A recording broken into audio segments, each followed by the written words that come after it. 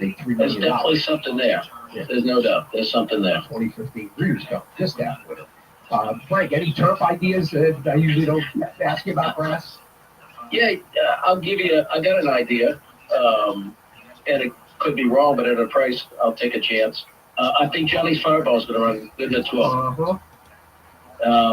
You get a more aggressive rider with Santana than Raylu. You drew well, and this horse, throughout the course of this meet, is the most consistent, good working horse we've had. Just trains well, goes out well. I'm confident the mile and eighth wouldn't be a problem for him. And it's probably going to sit a really good trip from that spot. I had the two that ran 1-2 last time, Beatbox and Strong Quality, but I had 1, 10, and 3 were my 3 horses. And the 11 Gigante for Asmussen, that horse is holding his form. I know he's facing older horses for the first time, but that horse has looked really good coming off last win. I like everything you just laid out, and I was absolutely intrigued that Johnny's Fireball at 10-1 was a huge. I think he's got his live look at a long shot, and we'll probably need one late in the day. Yeah, well, it's a terrific card. Frank, thanks so much for this. Frank McGoey, everybody, and we will talk for Louisiana Derby. Absolutely. I don't know yet about if I'm going to be. Actually, we're going to see you before that. That's all. I'll be at the NHC. Yeah. I'll see you. So we'll see you the week. We'll see you right before. We'll see you the week before. I'm looking forward to it. I have no expectations. I'm too busy this time of year to do any preparations. Perfect. That's perfect. I haven't gone in the last few years. I'm coming in fresh, enjoying the break. We'll see what happens. Outstanding. Frank McGoey, everybody. Frank, say hello to everybody. All right, good luck, everybody. Get the money tomorrow. Exactly. Frank McGoey, everybody. The clocking from up top at Fairgrounds. And that was hopefully fruitful, helpful. Let's get to N10. Let's get to Nick. And we'll get, I said that Nick is going to look at the cross country. However, we also have to let Nick do some advertising, even though only a small percentage of us can bet. It is Texas Champions tomorrow as well at Sam Houston. Nick, good morning. Morning, Steve. How you doing? We're good. Just talked to Magui and got some ideas from a clocker standpoint at Fairgrounds, and you're going to fill in a bunch of other blanks. Hopefully not just shooting blanks when it comes to wagering. But hey now. Yeah. Hey now. Yeah, it is Texas preview day tomorrow. We've got 5 stakes on tap. We're getting a little weather coming through here now that's actually supposed to drift eastward and might be a tad problematic for the New Orleans area later today and into tomorrow, but hopefully nothing too serious. So it's not raining that bad here. Sometimes it gathers a little steam as it goes across the Gulf, but hoping that doesn't affect the racing because that Fairgrounds card is very good. The Risen Star is the most interesting prep we've seen by a mile at this point. So, yeah, hoping that stays intact very much so. Did you look at it at all? Do you have any inkling? I don't have what I would consider to be a particularly interesting opinion. I'm very intrigued by Hall of Fame and seeing how he runs in a more difficult spot without Lasix. Usually these Steve Asmussen horses produce, and so I'm kind of expecting him to because really his maiden win was as good a maiden effort, really one of the better efforts we've seen from a 3-year-old outside of California all year. So maybe taking Mystic Dan out, but that feels like a bit of an asterisk race with the track profile. So yeah, I'm intrigued to see what he has to offer. Obviously, the biggest question mark in the race is, what exactly was Sierra Leone's Remsen effort? Was it just the signal that he's got a lot of potential moving forward? Did he kind of maybe ride the inside for the first 5-6 furlongs or so, and that kind of bolstered his big late run? Is he going to be a more professional horse with blinkers? So in many ways, he's kind of the most interesting horse on the trail at this point. And I'll tell you, Steve, I think the horse is totally overlooked in here, and I don't really know why it's on a parade. I think this horse is way better than people are giving him credit for. He definitely fits, and he's going to be the 5th choice in here, and he's very much deserving of taking real money. I did not get the greatest report from Frank just now. Interesting. Okay, good to know. I wouldn't have made any serious betting without trying to find out. So yeah, if he's not training that great, that could be maybe why he's slipping under the radar a little bit. Frank also sees these horses regularly. He sees all the squadron of Brad Cox horses that seem like they all train very well. So what did he have to say about anybody else in there that was of note? He's respecting Chad, and he's very impressed with all of them. Okay, yeah, that seems about right. I mean, we're gonna find out what this horse is made of, because that maiden win was a very serious effort. We're gonna talk about it as the morning progresses. We'll have Marcus Hirsch in a little bit. We'll talk to the KKs, Chris Defect, and Scully. So from every perspective, we're gonna get Rizzo Star opinions.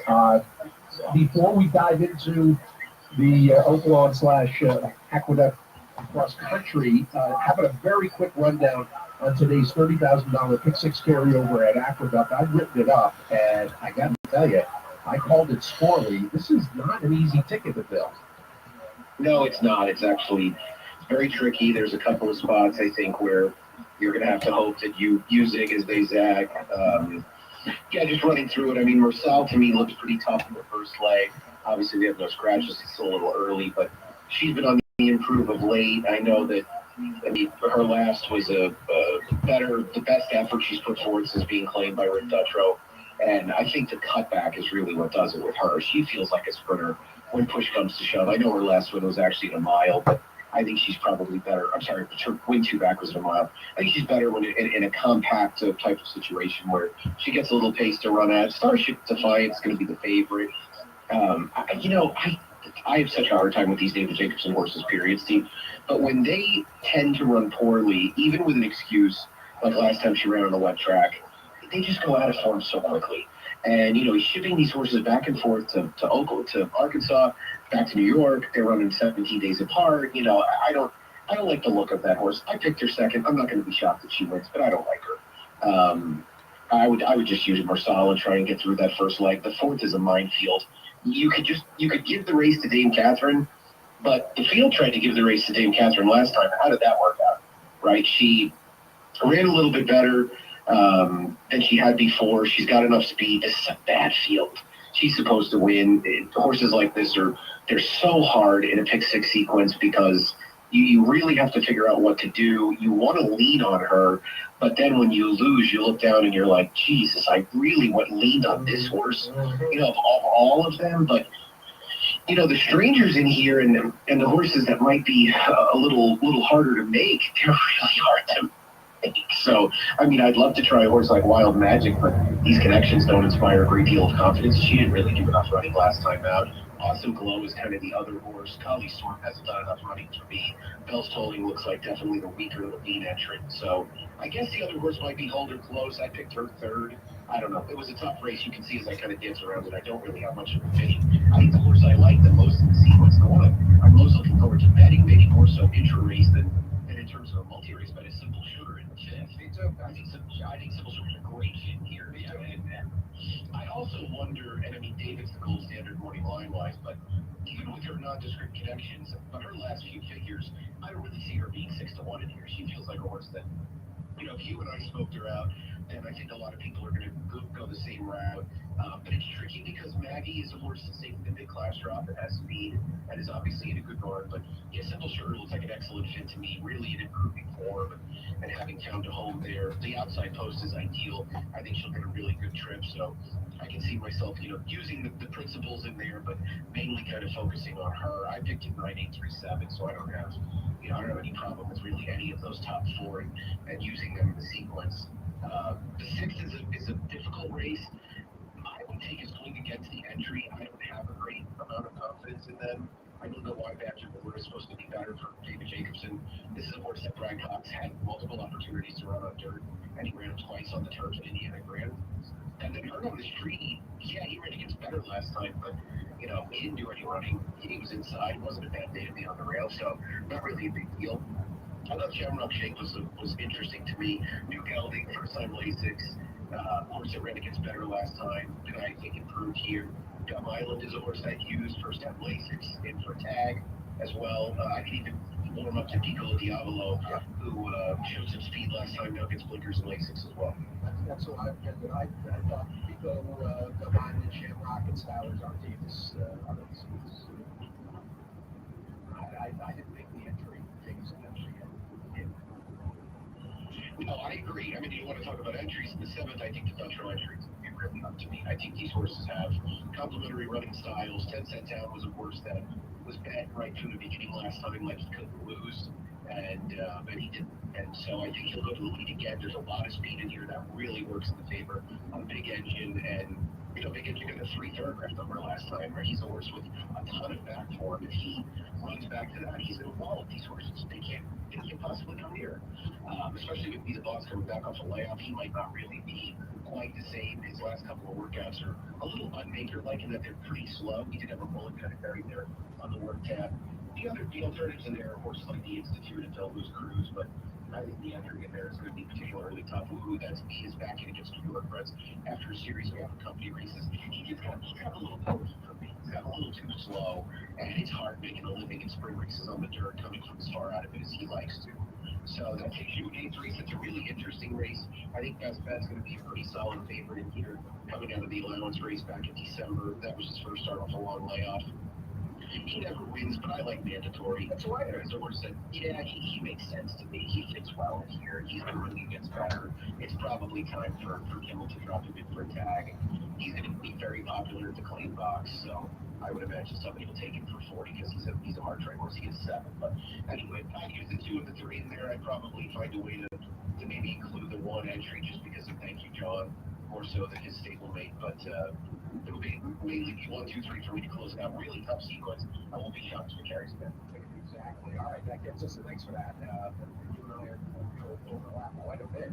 Simple sugar and mandatory, etc. Noted up. I haven't posted it yet. I'll link to the scratches so that I don't have to do any, complicated effort for the tickets. Let's start Saturday. Run down that cross country. Yeah, good fun sequence. I mean, it starts with a pretty difficult New York bred race where I think Ghostbusters is going to be a deserving heavy favorite.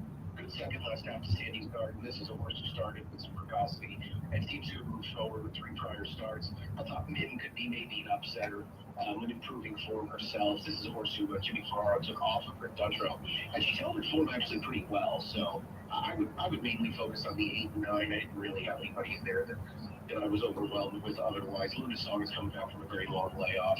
I can envision her needing a race. So a little 8-9 for me to start it. The Broadway is a competitive New York bred filly race sprinting. Betty Valentine obviously is the class of this division. It's just a question of whether the real Betty Valentine is still around.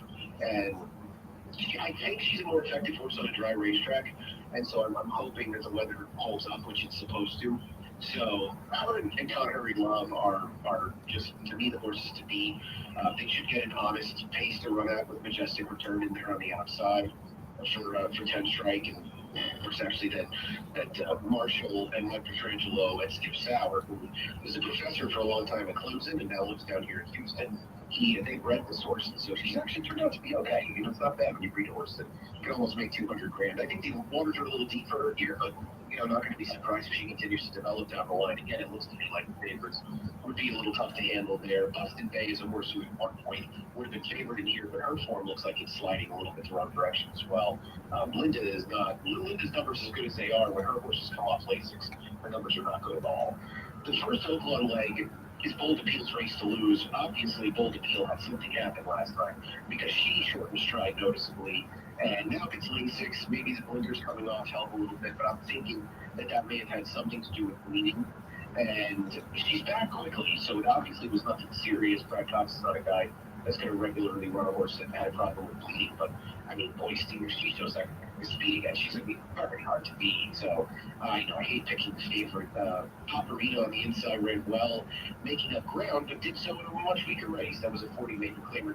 This is not at all one of the better big special weight races you're going to see at Oaklawn, but still, it looked to me like the appeal would be pretty tough if she's in one piece this time around. And we've got the Archie Breds in the 4th leg, which, is always a challenge. Can also be an exercise in futility. I'm inclined to take price horses that I don't really want the rail runner. So Music Mistress was the one that I was interested in. Hopefully we get a dry racetrack because she ran well last time on a fast track, poorly too bad, chasing a hot pace on a wet track. And so I think she has the opportunity to be in a decent position. I liked her and Betty Kane, Susie too, who's right to her outside. I thought ran well last out in a fast-paced race, understandably tired late. Tommy Vance is trying to find a place where she fits. So this is the third start off the layoff. I think a time when horses generally can find a way to take a step forward. The other interesting horse that is way too big price on the morning line, quite honestly, is the 10. Heated argument. This horse fits very well on speed figures, has consistently run well against Arkansas Reds, and has been facing significantly better horses. So, I mean, if heated argument is even 10 to 1, that was a very, very good bet in my opinion. And I think kind of the linchpin of the pick 5 sequence. I thought the Dixie Biffle was really hard. I didn't know what to do. I don't really want to trust Galia Princess from Brad Cox, who debuted at the Fairgrounds and was up in time to win. I think he's going to be overbet. I did think Tanya Showers, an extreme diva on the outside, both look pretty dangerous. Tanya Showers racing the Mockingbird was solid. So Extreme Diva's last was very good as well. She does come off Lasix, which is not the most encouraging thing. However, I do think she ran well last time. Sharp Tune set the pace in that race. Cut it all out actually before getting run down late. Probably ends up to speed again in here. So I'm going to kind of bank on that Mockingbird being a productive race. Use the 3, 7, and 8. See if I can just get a way to finish it off. Excellent. Yes, no, it's a good sequence. I'm focused on Fairgrounds, but when I did pull this up, I was like, ooh, all right, this is okay. Yeah, not bad at all. Fun slate, no doubt. Nick Tamro, everybody at TAM 1215, and whether it's his New York analysis at Hit the Money or with everything he's doing at Twin Spires, and of course, this is Twin Spires Weekend Preview. Nick, good luck. Talk to you next week ahead of Rebel Weekend. Sounds great. We're trying to have a good weekend. Good luck. Good luck at SHRP with the preview night. Nick Tamro, the voice of San Houston Race Park. With Tucson, somehow we managed to get back on the timing, which, is no small accomplishment. Responding to a few people asking if Casey was going in for a Tuesday afternoon for a usual cancer screen, and they actually put him in hospital yesterday. So Brian is doing the engineering from Albany. That's the Brian, and I'm actually really lucky that Brian was available. He was supposed to be out in Western New York. So I was relieved that came off. And Brian has crafted one of the YouTube links. So if you're not listening, then there's no way for me to communicate this to you. But I just put the link up at Twitter, so that's an option. But again, this is always kind of a silly announcement when people aren't able to listen on the screen. All right, let's get Callie in here for an evaluation of the Laurel action, and she's got a nice stakes sequence to discuss for the Laurel action as we bring forward, and you have the two graded stakes, the General George. Excuse me. The Barbara. What's going on there? Are you okay? Well, it's like the back end of that. I had the chest thing, and Take a sip of water, man. no, it's not that. It's not good. It went from wherever it was into my chest, and so it's causing the occasional gurgle. Well, I hate to say this, but good thing we're speaking on the phone instead of sitting in the same room because I don't want to catch what you've got. Listen to you. I am not sick. I'm way close. I never actually seen it that sick. When we were coming back from Ireland. This has been kicking around literally since New Year's weekend. And that's how so here, and it's just I think a lot of people have dealt with it. I thought Andy, I talked to Andy about this. I'm not going to lie, I've had something going on too, so. There you go. Well, I haven't talked to you since we saw you in Florida fleetingly. Yes. I didn't stay with Pegasus. I had to come back for family, not Productions, family treasure. Yeah, big time down there. So I got a Thursday at 5/8 on the feed. Yeah, it was great. I got to do my good seeing you and everything that happened previous week. So good going on with you as well. But yeah, I just got to do my golf stream park. Well, I kind of did a mini debut, and actually, my debut was it was hilarious because my debut on golf stream was by myself. So it was quite funny, but you know, they're cool there. But no, it was a wonderful weekend overall that was put on by first, I have to say. I can't wait to go back again. Like, well done like that. They were. So,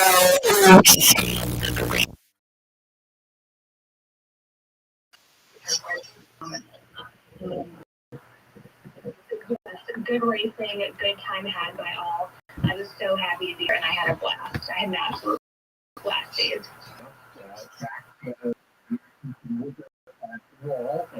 This is a big weekend, big winter weekend. The General Jubilee and the Fritchie. Then you got the two mare and filly smaller stakes that go the mile and 8th and mile and 16th. Let's start with the John King, and let's talk about this one.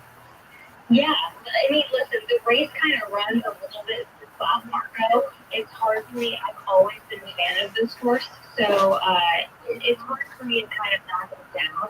Of course, he should be moving, against those kind of groups, sure, but he comes back with just nothing. I think the performance just within him as an individual himself. This is a great, prove that he has for this first time he takes competition. Yeah. So, be better. We got really excited when they just beat Sensory. It just hasn't really had the best of trips since then. So I'm looking for a smooth trip, but I mean, for me, I think the race is going to run a little bit through Bob Marco. Well, he's got his low speed. Because really, somebody's going to have to wrestle with get that.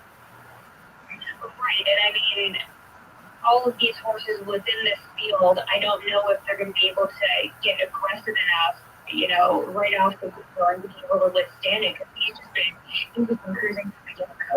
So that'll be interesting. If I see anybody trying to give him a little bit of fun, it could be Double Crown. Again, I don't know how long Double Crown is going to be able to sustain that, but you're talking about low speed, and our track has been playing very fair for the past couple of weeks. So, I mean, I think the beer cold is going to be on the inside. That's what I see, that horse, that's, the only type of contention I see for Bob Marco. But the thing was, the Beer Cold was supposed to be, I'm thought Beer Cold, especially at this point with those performances in the Richard Small and Robert T. Manfield, which I thought would be on break right now. So, I really see a race ride for this horse. Bob Marco 5-2 in the Campbell. It starts to take 5, and I was kind of hoping to keep this all up, that there was going to be a stakes pick 4, but they never do that. I don't know. I asked, but I don't like. I'm not sure, but I think it would be great, especially on a day like today. We alternatively have a pick done. You've got the Nellie Morse and the mile to 16 start quickly into the turn, and you do have another horse that might be a little loose in here. This one at a price. Hashtag feels like she'll get the point. Oh wow, we're talking about two different horses at value. You're talking hashtag lucky. I'm talking Charming Way. Okay, I can have that. All right. Just this filly, so talking about the previous matches with Madison Myers, they absolutely gave this filly a break. They had to fix a couple of things with her, and they brought her in for the tag just to get her some confidence. And that's where Ness kind of inherited all of the hard work that Myers did on that horse. But now she's fully in Jamie Ness's barn, and she's just been so the numbers have not been fantastic, but just on a physicality level, she's been just doing so phenomenal. I see a completely different filly than what we saw last year in 2022 as well. So, and on top of, hashtag lucky, yes, she's going to be the speed. And she gets back to a better distance here today. The barn, I'm not going to lie, the barn has just been so-so. The barn hasn't been super hot as of lately. 12 for 33 in the money, so really that's not bad. I'm kind of being hard on them. But coming from that sprint to route, how have they been doing lately? 15%, so 15 for 97. So that leaves me with Charming Way just kind of having a little bit more spark than Hybrid Eclipse. I like this filly, and she just needs a bit of a cleaner trip. She also, talking with Sheldon Russell after she won the 38 Go-Go, she loves the target, so he may just kind of sit chilly on her and set her back a little bit. So she also returns to that 8.5 distance. That's all right with her. Yeah, that makes sense. There's a crazy price in here. The Invader from the Pennsylvania bred Invader, Erin McClellan wins, and she brings new hire in with Hernandez from Penn National, and that's a silly price on that horse. This is a hit for her to do this. It's an aggressive move. Yeah. Nope, I did consider it. This horse did pique my attention for sure, just because I'm trying to make excuses for her in the Plum Pretty, but that was back in 2022. So we're talking about a different filly right now, Steve. Like a completely different mare. She's a full-fledged mare, and yes. third off the layoff too.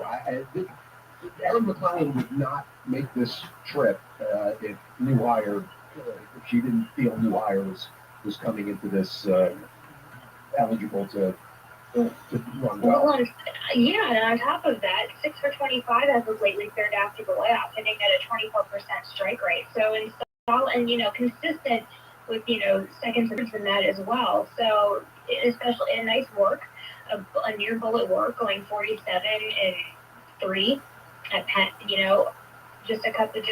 Last week. So has this one sharp and ready to go. Well, I caught my eye. Let's get to the two stakes, the big stakes. Yes. Barbara Pritchie and the Grade 3 7/8.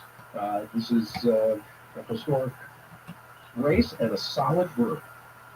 This is a solid group. It was hard for me to kind of pick apart a couple of these, so I do end up going. At first, I had Disco Evo on top because you just can't go against a Butchery horse when he ships him down to Laurel as of lately. Just been doing so well. But we do have Blue Field, who, of course, for Staffy Joseph, has been running great. Comes to a track where essentially there's no speed saver. Again, this has been playing very, very fair for the past couple of weeks. And you also take a look at some of these races where a track where she hasn't been on a speed rated track. So you go back to Tampa where she was a winner, and then you go back to the Prairie Meadows where she was second to the filly who ended up being second in the Breeders' Cup Sprint. So there you have it. So she's the class of the race. I think she'll ship up just fine, which leaves me underneath. Then I decide to go with Apple Picker underneath for Brittany Russell. This one, of course, I just think the distance might hit for this filly as well. Apple Picker, Michael Dubb, and coming out of a pair of placements in the Safely Kept and the Willa on the Move. I agree with you about Disco Evo's eligibility. I don't know if that 10-1 is going to hold, but I agree. Yeah, those are the Intrepid. Those are the obvious players. Gets us to the General George and the boys, and some familiar faces in here, and that includes venerable 10-year-old Greeley and Ben, who I've always been a fan of. He's $10,000 away from being a millionaire. Pretty cool.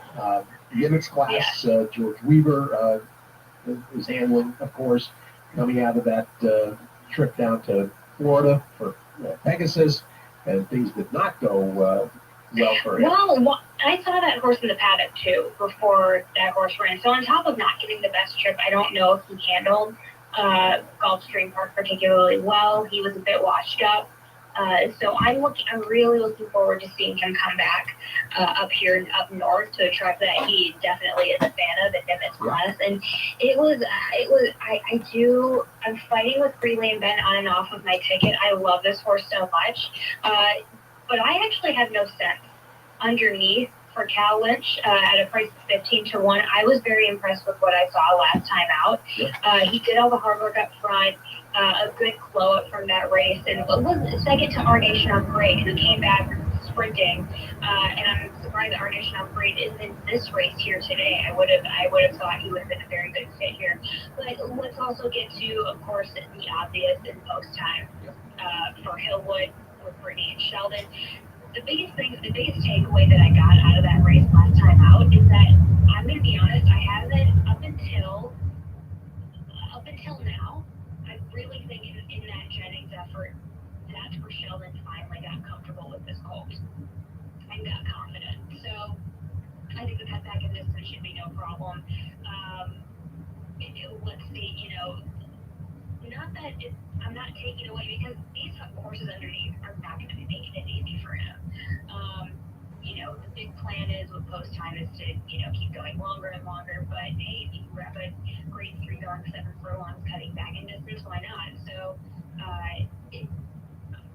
the horse just made a big improve in that effort last time out. Is can he cut back in distance, which he's shown that he's been able to do. It's still the same one-turn mile. The one-turn mile involves in the 7/8. So Yes. And he's a 3-9 in 7/8. Certainly another effort like the Jennings. There's also a school of thought in terms of sheep breeding that he's a candidate to regress. Before we wrap, I do want to ask about Bruno Tesori on the outside to Nebris. That was a step forward, and Big step. right? But yeah, no, I see it. I totally see it. This is a solid field. So you see post time in the race. Easy to say, oh well, but I had to think about this for a hot minute, and because we have this is a nice field for just grade 3. And as far as Bruno goes, the horse is doing great. I mean, what you see on black and white is exactly what you're going to see on screen. But for me, just a tick too quick of a turnaround. His 2 races of fall here have been his 2 best of his career. It's actually a secure gelding.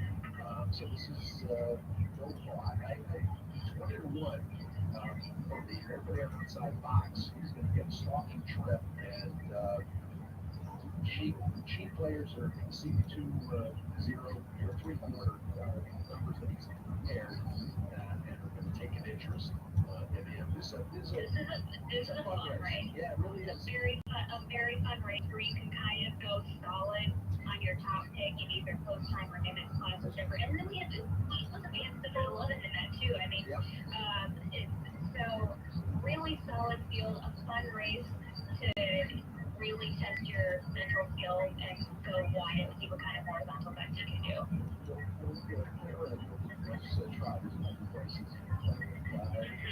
Callie, appreciate this. Thank you. Appreciate you. I'll talk to you soon. Talk to you soon, guys. Thank you, and have fun. Make some good bets out there.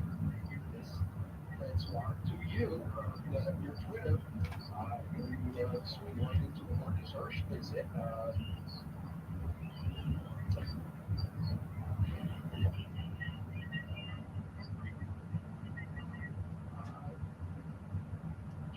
Joe Brissett will join us.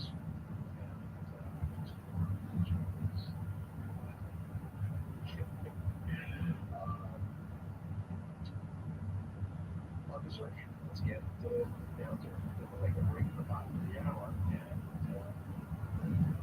checking the Skull and KKs and Hammer and more. Marcus, and I did print, I haven't looked at it closely, but I did print Marcus Marcus's analysis, and so we can compare notes. He joins us now, DRF Hirsch. Marcus, good morning. Good morning to you. Risen Star Day is 9. Yeah, 9. Sorry you didn't get to attend. I know, not thrilled, but we'll see now about a backup plan. It conflicts. Louisiana Derby Day conflicts with Jeff Ruby Day, and apparently there's going to be a nice cross track McFive or something. They're going to do that again this year. But Marcus, this card is a lot of fun. Already talked earlier to Frank Billy. Had some blocking thoughts. Who did like? He likes Hall of Fame, and I'll tell you who he kind of knocked a little bit was not thrilled with the way Anna Marie is coming into this. No, Right? yeah. I think his works have been all right. I don't know if he's nearly the same kind of workhorse as Hall of Fame, but I mean, I ended up in a similar area in that I didn't pick Anna Maria in my top 3, and I did pick Hall of Fame to win. So I guess I'm not disagreeing. Well, not only that, I'm just looking now at your analysis, and your top 3 are Frank's top 3 with Sierra Leone and Track Phantom and Resilience. So I'm betting Resilience without fair. Yep. Oh, okay. I'm using it confidently. I don't know if I'll pick him or not. Well, it's odd, and he can definitely improve, I guess. I just thought I was not taken with his breakout performance personally. He's not a breakout horse. He's a horse that's just going to keep grinding, and the mile in the 8th is what, is to me the equation. And it's fascinating, Marcus, that you've got such prominent players in Anna Marie and Sierra Leone and Real Men Violin, all coming in for their 3-year-old debut, going 9 panels, and up against horses that are in form and that are flexing muscle. To me, it's a very tough equation to ask a 3-year-old. I guess. I guess Resilience could easily stay, but I just don't think a horse like that is going to win this race. Could he finish 3rd if he's better than I think he is? Yeah, could. That's fine. That helps cash a ticket. Boost it up. Let's see. Who are the Real Men Violin? Yeah, I don't like him necessarily going on full on first off the bat. Although I do think he could be all right. He might be a little better than I first gave him credit for. He ended up getting through on the rail in the KJC, but he was stuck behind horses a long time while Anna Marie was in top gear. I wonder what price Sierra Leone is going to be. Is he going to be the favorite? I think it's no. Well, it depends on how vulnerable people think Track Phantom is because of the draw, and how much mojo Hall of Fame gets off the strength of the big effort. The Asmussen, you know what? You bring up an interesting point, because the Asmussens may spread money and allow Sierra Leone to gain favoritism. That's a possibility. Yeah, this was not one of my favorite races. Interesting. Well, I mean, it's obviously fascinating, and I enjoyed looking at it, but I have trouble separating the horses, because, I mean, I see their strengths and their potential flaws, and I think several of them could be very good. So, yeah, I don't know. I guess I'll be surprised if one of Track Phantom, Hall of Fame, and Sierra Leone don't win. I'll be surprised if one of the 3 don't win. I did like Anna Marie's races last year. Not being there personally for the works, I can't, you know, I've seen his works. He's working with a maiden who's running on this card too, who I know the Wick Beckman likes the maiden. He could be really good. I think he's more likely to need the race than Sierra Leone. I think Sierra Leone, they had this race circle a long time ago, and I'm pretty confident that Chad Brown can have a horse like this ready. I mean, he wants to go 9 furlongs. So does Honor Marie probably. But you know, I just think the Rumson was better this year than it has been. Maybe I'll be proven wrong, but we'll see. I mean, I think Sierra Leone is a fascinating horse. If he were at 3-1 or lower, I personally would find it very hard to favor him under those circumstances, because he does lack speed, and he is going to be somewhat pace dependent, and the fairgrounds track has not been carrying long sustained runs in any way throughout this meet. So I just think I watched many of Hall of Fame's works as were available going back into the fall, the videos, and it seems to me like he didn't want to settle or relax at all earlier, and compared to that, even compared to his debut where he did have trouble, I thought he was much better last time, and I guess it's not limited his finish, but his gallop out. I mean, he looked like he wanted to do more even after going through that incredibly fast race. I think, to me, I sided with him because he's the one to me that has the greatest star potential, and tomorrow is the time where if he is that kind of horse, you get the value tomorrow. That's fair. Yeah, I don't disagree. How about a feel for Catching Freedom? I don't like Catching Freedom. Although it is easy to underrate him because I think he's a really poor workhorse. He gets outworked by everyone. I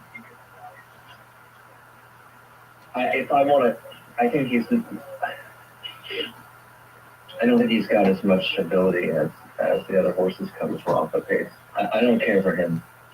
I don't fancy either of the Fletchers. I don't like Brazilians personally. And they're the two inside, like obviously to me, don't belong in the race.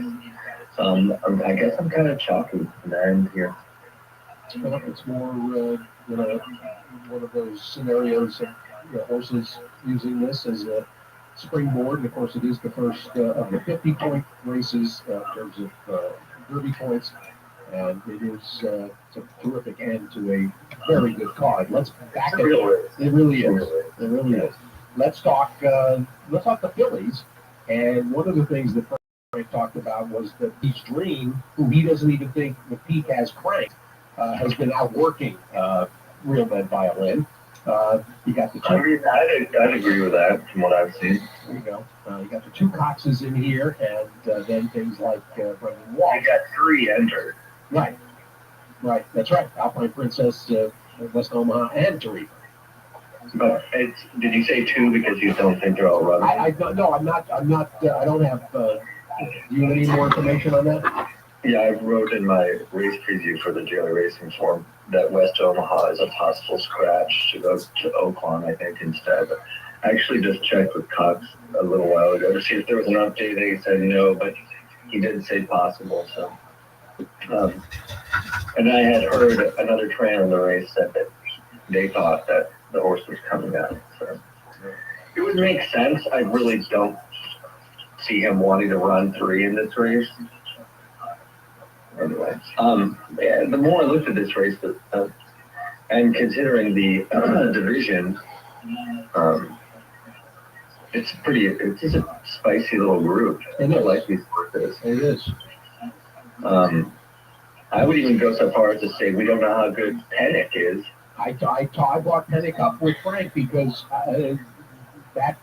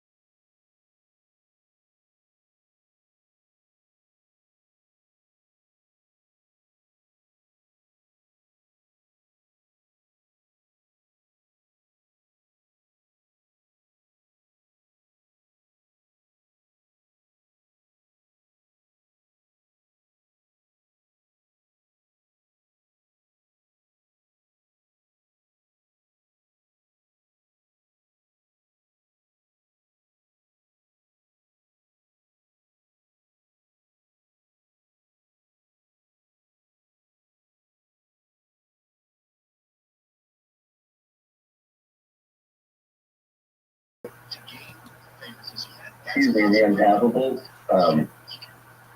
Pretty impressive. I think that she just was getting better through the fall. And the workout video from her, I think, has been very encouraging. She's one of the horses that pummeled Catching Freedom. I think that was the February 3rd. And she had an excellent gallop out in that work. And she looks like she's filled out in the right places since last fall. I think she's coming this nicely, but the temperature showed signs of being a high-class performer in her debut. And, I mean, blinders off last time. I know people think that before she beat Sensation, there's not necessarily too much. I believe she's running on this card as well, but she's a fairly recent claim, and I think she ran a very legitimate race, slow pace. This horse drove to the inside and was doing her best work late.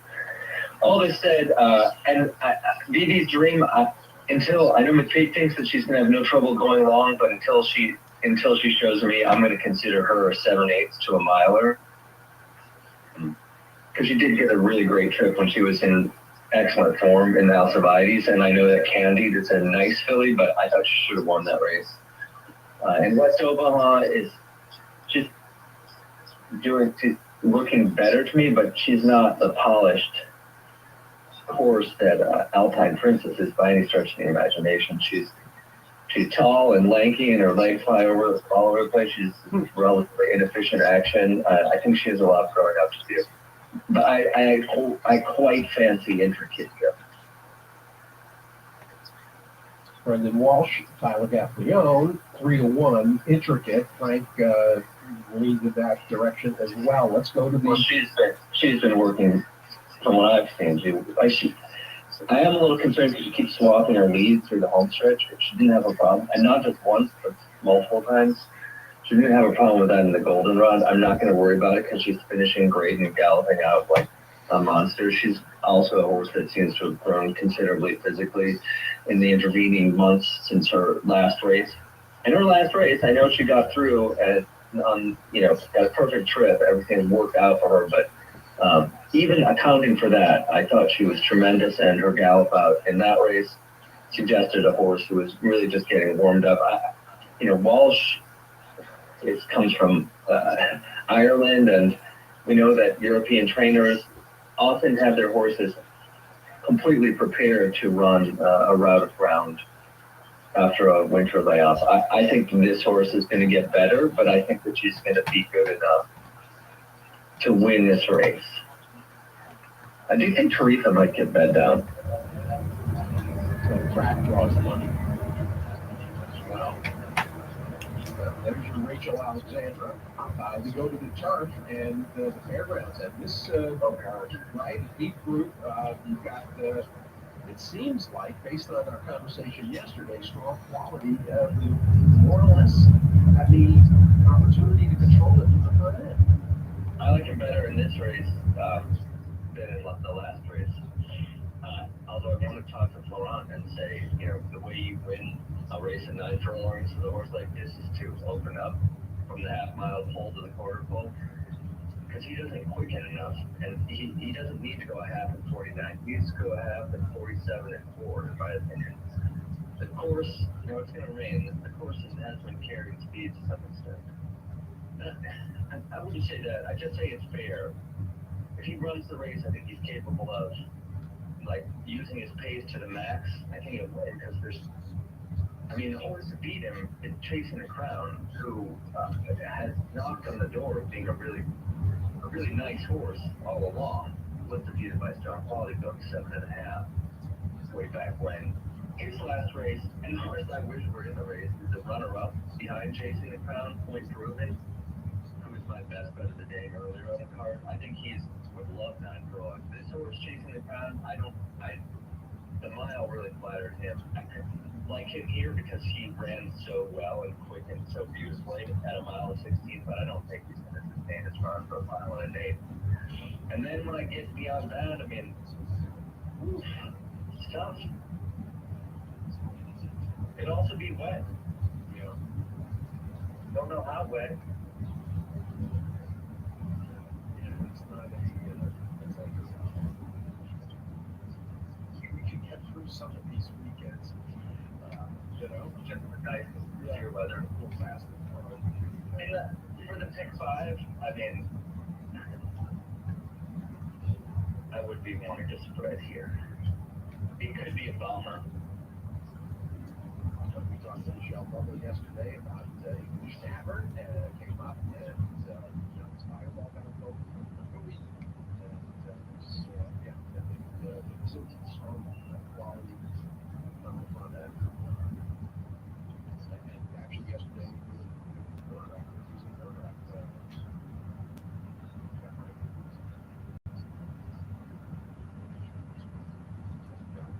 back it up. He definitely has a pace advantage. It's just a question of how he's able to deploy it.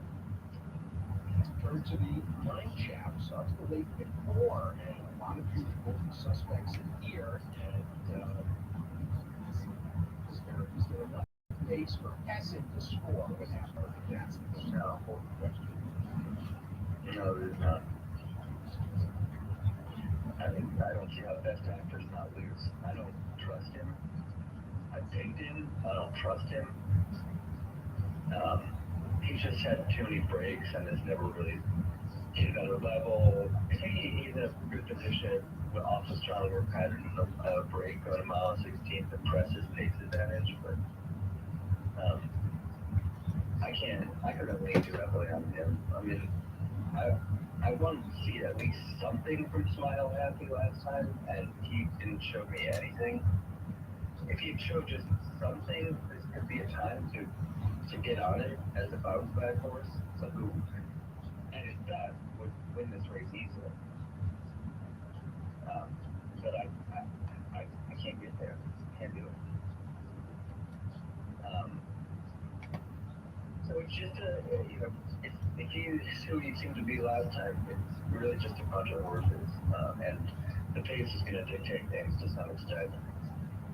Happy American and Red Route 1 scored 3-2 in the last race of the series. They both would prefer to go a mile and 8. And without some pace help, which, I mean, horses like Notary or W. They could show some speed, but I don't know if it's going to be enough. It's another race I don't really love, but that is about it. All right. Can't look at that. Let's keep backing it up. Starting with pick 5. How about the Outstall? I mean,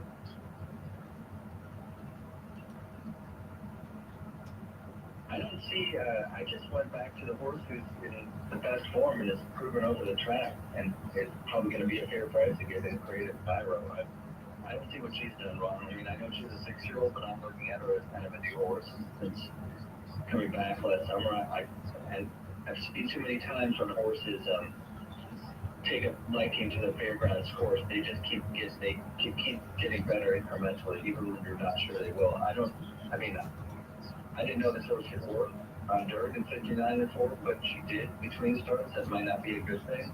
But, here again, we're not talking about some secret. I think probably just second choice is Spirit and Glory. Spirit and Glory is fine. I don't have any affinity for her, but, trying to go through the rest of the group, I struggle to come up with. It's another race like that, like the fairgrounds, where if you don't think that the top 2 choices and have much of an edge, and I'm not sure that they do, then anything is liable to happen in this race. Creative Cairo, and we talk about those 2 performances, and even the first start of the season in November, early in the week, and Creative Cairo kind of turning in maybe into a Nate's Mind Shack style that starts to get better and better. Well, same idea. Yeah.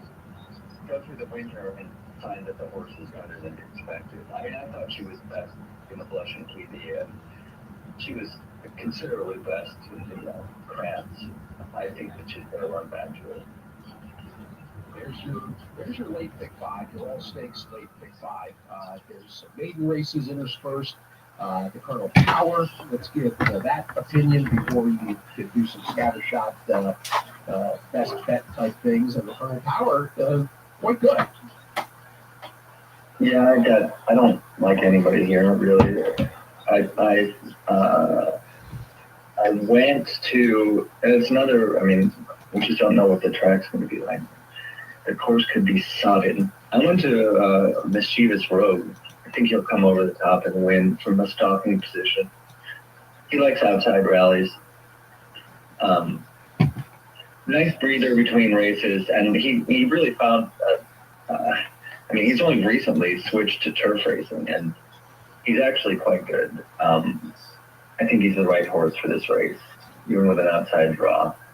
4-1, he could be lower than that, but it's another horse that I wouldn't be that excited about betting, but I would rather bet him than Sue Summer at 3-1, for instance. That's fair.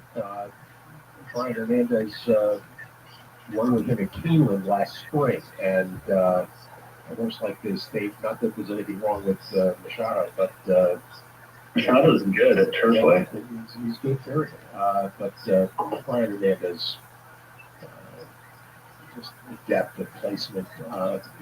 Excellent rider. The one that I gave a little bit of a look at a slightly longer price would be Charging, who is definitely on the upswing, although did get an easy lead last time, but a horse with speed who can also finish too.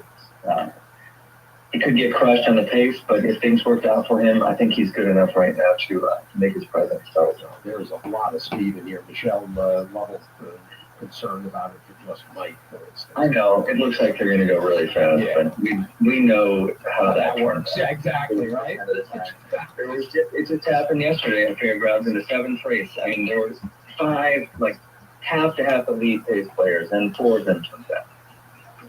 It did not go well for them either. Well, in addition to the stakes, there's very good maiden action, and there's an allowance race. How about some ideas there? I'll run through the maidens. The 9th, a route. I don't have anything special, but I do like Cornishman over Antiquarian, despite the draw. Antiquarian might be good because I do like Conquest Warrior a lot, who beat him last time, but Cornishman, I think, is going to break better this time. He could be a real beast at a route round. But again, those are the 2 favorites, so nothing especially interesting in that. I thought the sprint, the 7th, was it's pretty mischief for Cox, and Giroux is probably going to take some money, and I could be proven wrong, but I have not been impressed with the way that horse has worked at all. Much preferred the works I've seen from number 2, Banned for Life, who I ended up taking on top. And in buzzing, well, there's the horse Drift, who's been working with Honor Marie. He looks like a route horse to me, although I think he has worked pretty strongly. And it's hard to read the Asmussens. Mr. Lincoln has been okay, but I don't know what to do with him. The 6th, that's another maiden race, isn't it? It is. These are the fillies going 6. Let's see if I have here. I don't know. Gourmet and Quality Credit have worked together. I like Gourmet better. I think I ended up picking her. I have no strong opinion. Did you get anything from your work guy on that race? Frank likes the 2 Asmussens. Yeah, I like Gourmet better. So does it. It's fun. Yeah.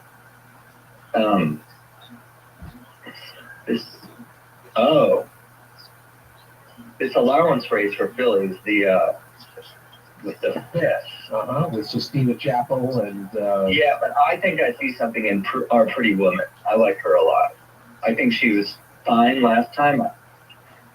Staying on, it was off the turf, and I know people are going to hold that against her. And in the slop, and the track was definitely front favoring then, but I like her race, and she looks like the kind of horse who people are going to assume just won a weak race and isn't much. And that might be true, but at the price I expect her to be, that's one of the horses I like better on this card. And these state breds, maidens race 4. I got nothing now. Hard to argue with Shane Wilson. He's not good with firsters. Other than that, I guess. All right. I mean, yeah, it's true. It's 5% with firsters. Yeah. It's Michelle's horse. Wish carefully. I'm a big firster guy. I love picking first time starters, but I've gone with a 5th time starter here. Carpus ran out of his mind on December 9th. The horse was in restricted, but not Louisiana bred company first 2 times. And Outie, who he ran against on the gun runner card, also ran out of his mind that day. 9 lengths back to 3rd last time, 5 lengths back to 3rd, 2 back. I think this is Wish Carefully's time. Nice. All right. How about, and then finally, how about that, the mile 16th allowance? Yeah, this is Louisiana Derby preview. Or Well, for one horse, yes. I think especially, and that being Tuscan Sky for me. All right. I think that's the Louisiana Derby hope. Did you watch his race? I did, and I even bet him as a in the last future book. Oh, so you like this horse? I do, and he's just, I mean, he's 80-1 going into today. They're going to open the betting, but you know, if he beats Nash in here and Ethan Energy, then you know that number's going to dive. But I bet it the last time. I got a decent that's number. why they should close the pool on Friday at midnight instead of Sunday. It helps. You can't help it. You know, what are you going to do? Well, I mean, that makes it whatever. You can't get a price when everyone sees. But Tuscan Sky was, he ran an amazing race for a first-time starter, too. He showed speed, then kind of fell off the bridle and got shuffled back. I mean, that doesn't usually end well, but he didn't really even get going until the 3/16 pole. He looks like a real route horse. I'm quite high on him. I mean, Nash maybe will just bounce back. First Lasix. Ethan Energy gets Lasix back too, but I don't think he's all that Ethan Energy personally.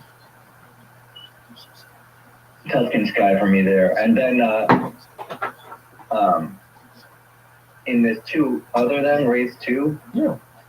I hate that he drew way outside, but the great Alice Combs, Point Proven, he's a good horse. Like I said, I would have picked him to win the stake later on this card because I think a mile on Nace will suit him better than a mile. But he just got a little outquicked by a nice horse in Chasing the Crown last time, and ran just as well. And he got in. I mean, you know, he almost fell down in the woodchopper past the half-mile pole, and he also got sandwiched and almost knocked over in mid-stretch of the race, 3 back.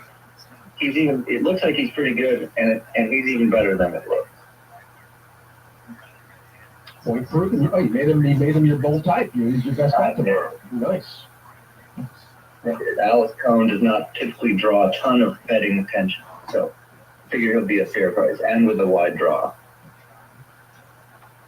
Marcus Hirsch, everybody. DRF Hirsch, and there is literally the full rundown of this 14 race card. And, I saved all that I had. What little it was, it's all out there for the most part. And it was outstanding. And you mentioned the future wager. We're going to talk to the KKs, both Kevin Kerstein and Kevin Kilroy. But I'm just looking down, catching like Nythos.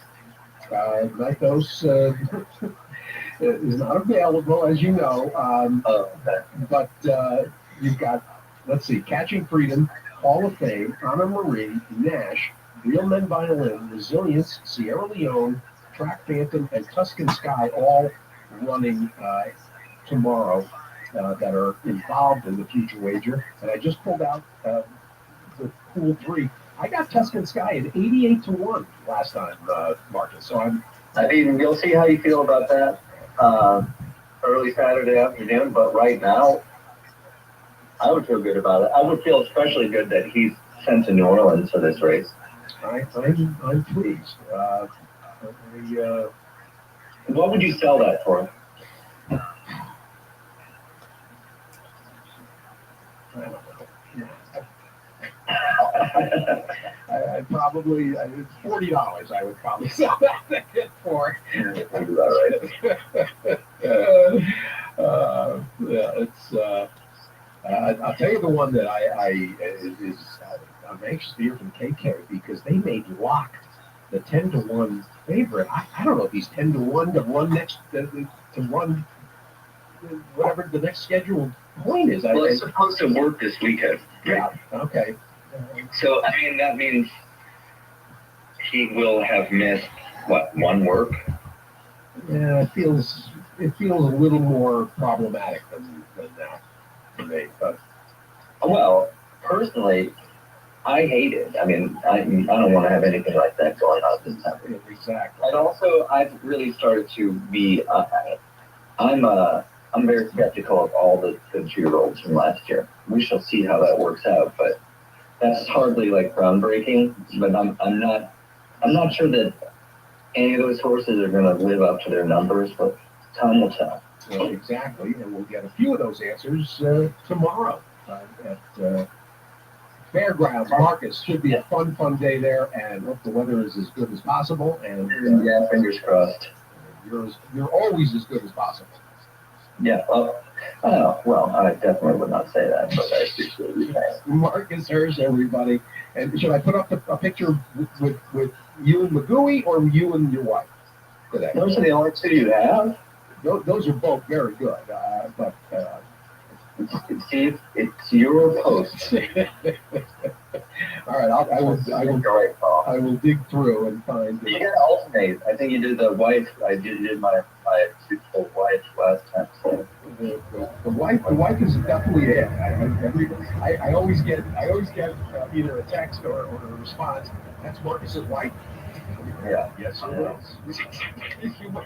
I'm used to it too, Marcus. The outkick your coverage comments I get all the time. I don't feel that way. That boy, I don't feel that way at all. I feel lucky that I have strong feelings about it. But I'm invited that way. I love that stuff, Greg. Marcus, everybody, always love to thank you. So much fun with Marcus. All right, we're going to take the break. The only one in the morning as we rifle through. We've got Scully next, and we'll get some future wager thoughts from Scully. Plus, we'll get a report to get his thoughts about the Sam Davis, and then we'll dive into his opinions for the weekend, and the KKs, and Hammer, and Joe Christopher. Second half, Twin Spires weekend preview at the races continues here at Sirius XM. Stay with us.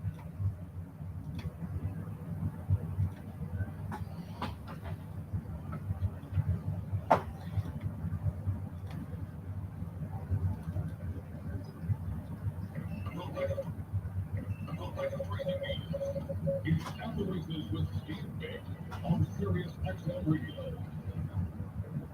Here in Pennsylvania, we're proud of Brady Road, the best in North America. We're also proud of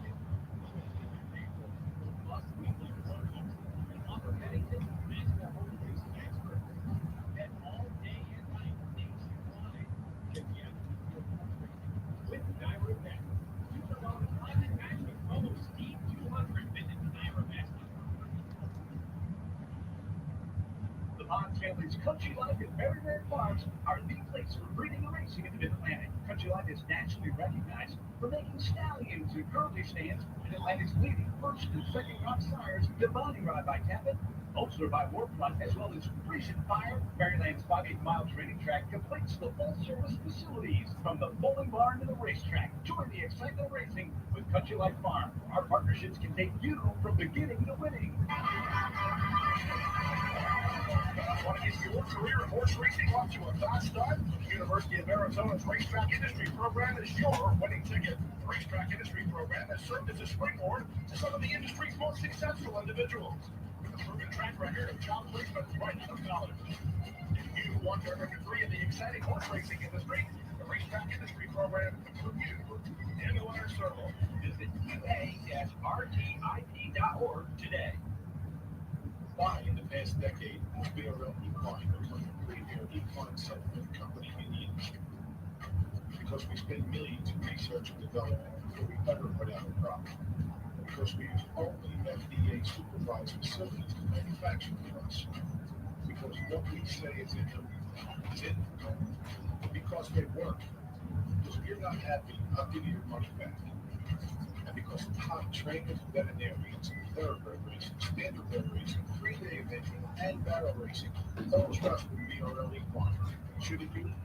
To find out more how Flexify HA, Unlock, Leadership, and EPO Equine can help you, contact me, Joseph Galante, 215-501-6880.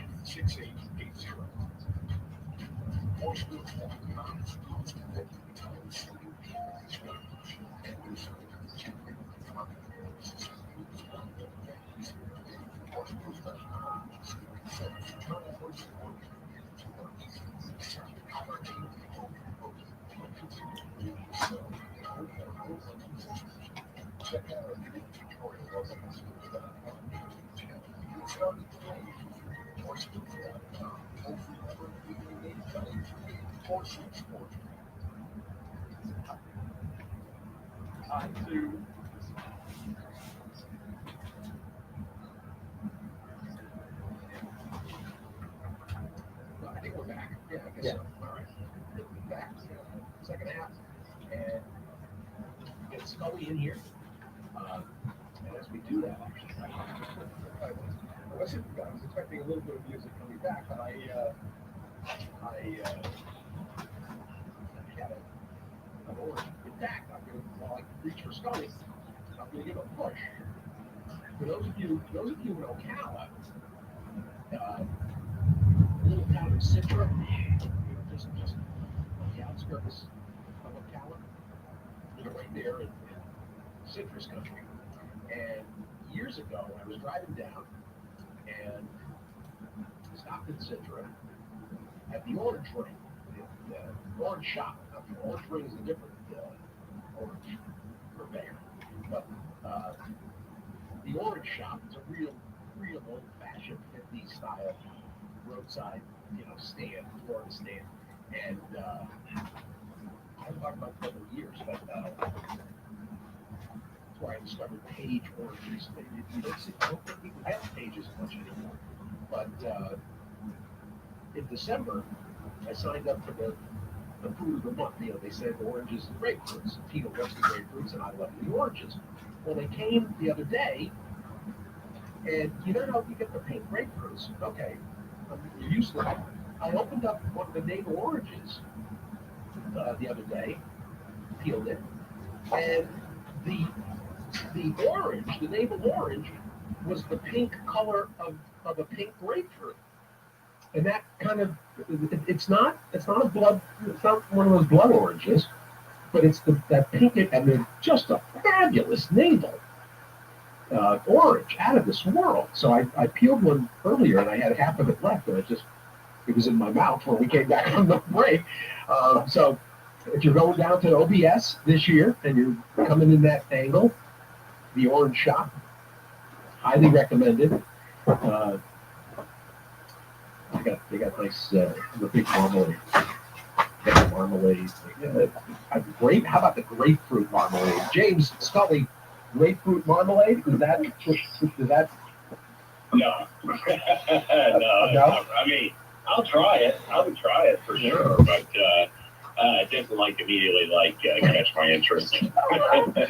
Well, any mention of grapefruit makes me mention the absolute, what may be the funniest comedy gag of all time, which involves grapefruit.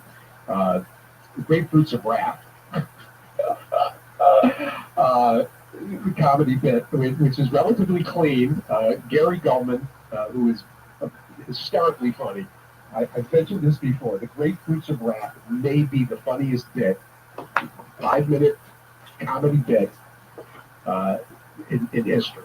It I absolutely. need to check it out. I will. I'll check it out. Yeah, I'll send the link. No matter how many times I hear it, and it comes up on the comedy channels here on Sirius XM.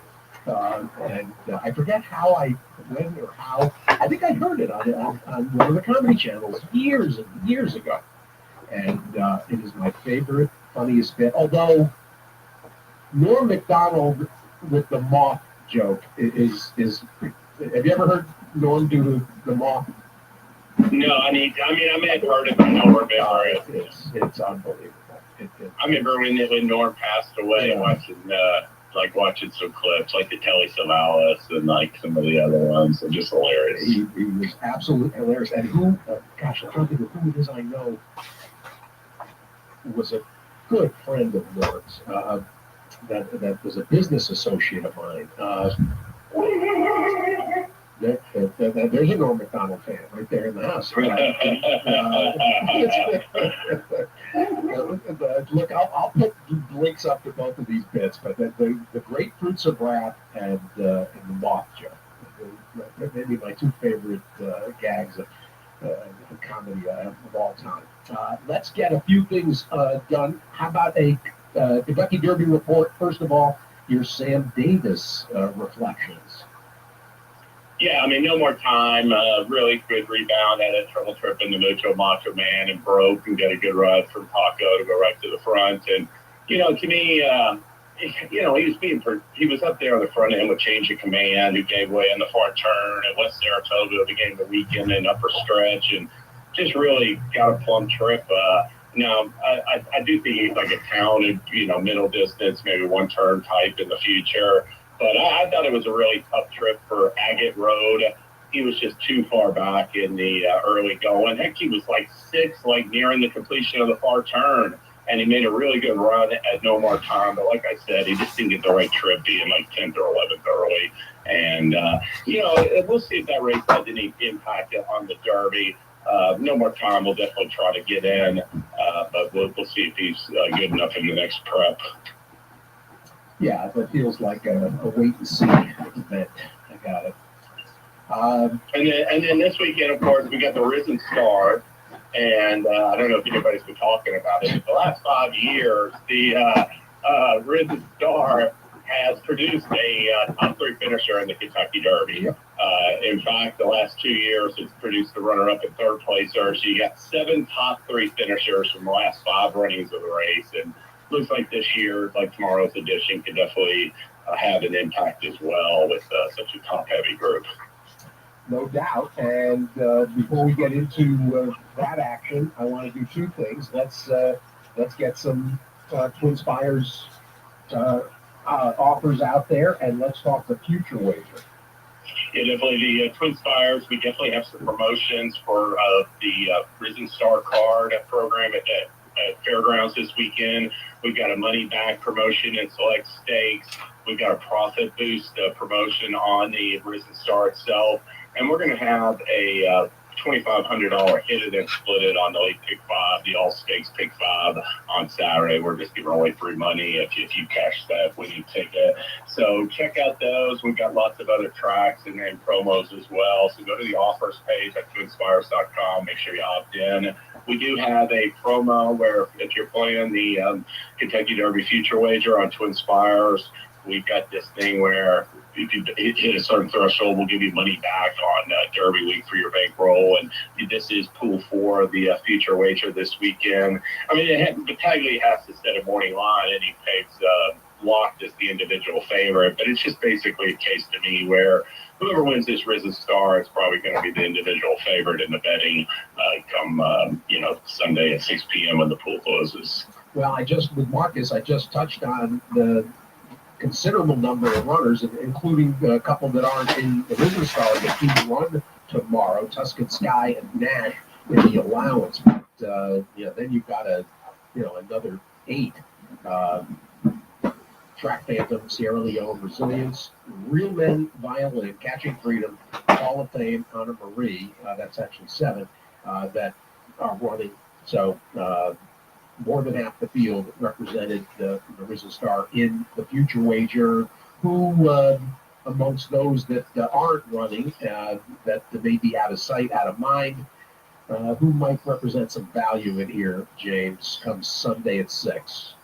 Well, I think, a horse that I'll start off with is Justin Touch. I mean, I expect him to get played some, but I mean, he's listed at 60 to 1 on the morning line. It'll be interesting to see just how low he is because he's got this potential. He's looking at the Gotham and then, the Bluegrass or Wood Memorial where he can be really good for Brad Cox. So that's one I would definitely take a look at, as far as a price goes in there. And then, it's you're going to have a lot of other options to choose from among horses that don't run in the Risen Star. And I may even take an approach whereby, maybe like a horse that runs second or third in the Risen Star, I might try to get a little bit of action on if I like that effort. So, it's definitely going to be definitely no individual standout. So it's an opportunity to shop for some value because all others is once again just going to get hammered, I would think, in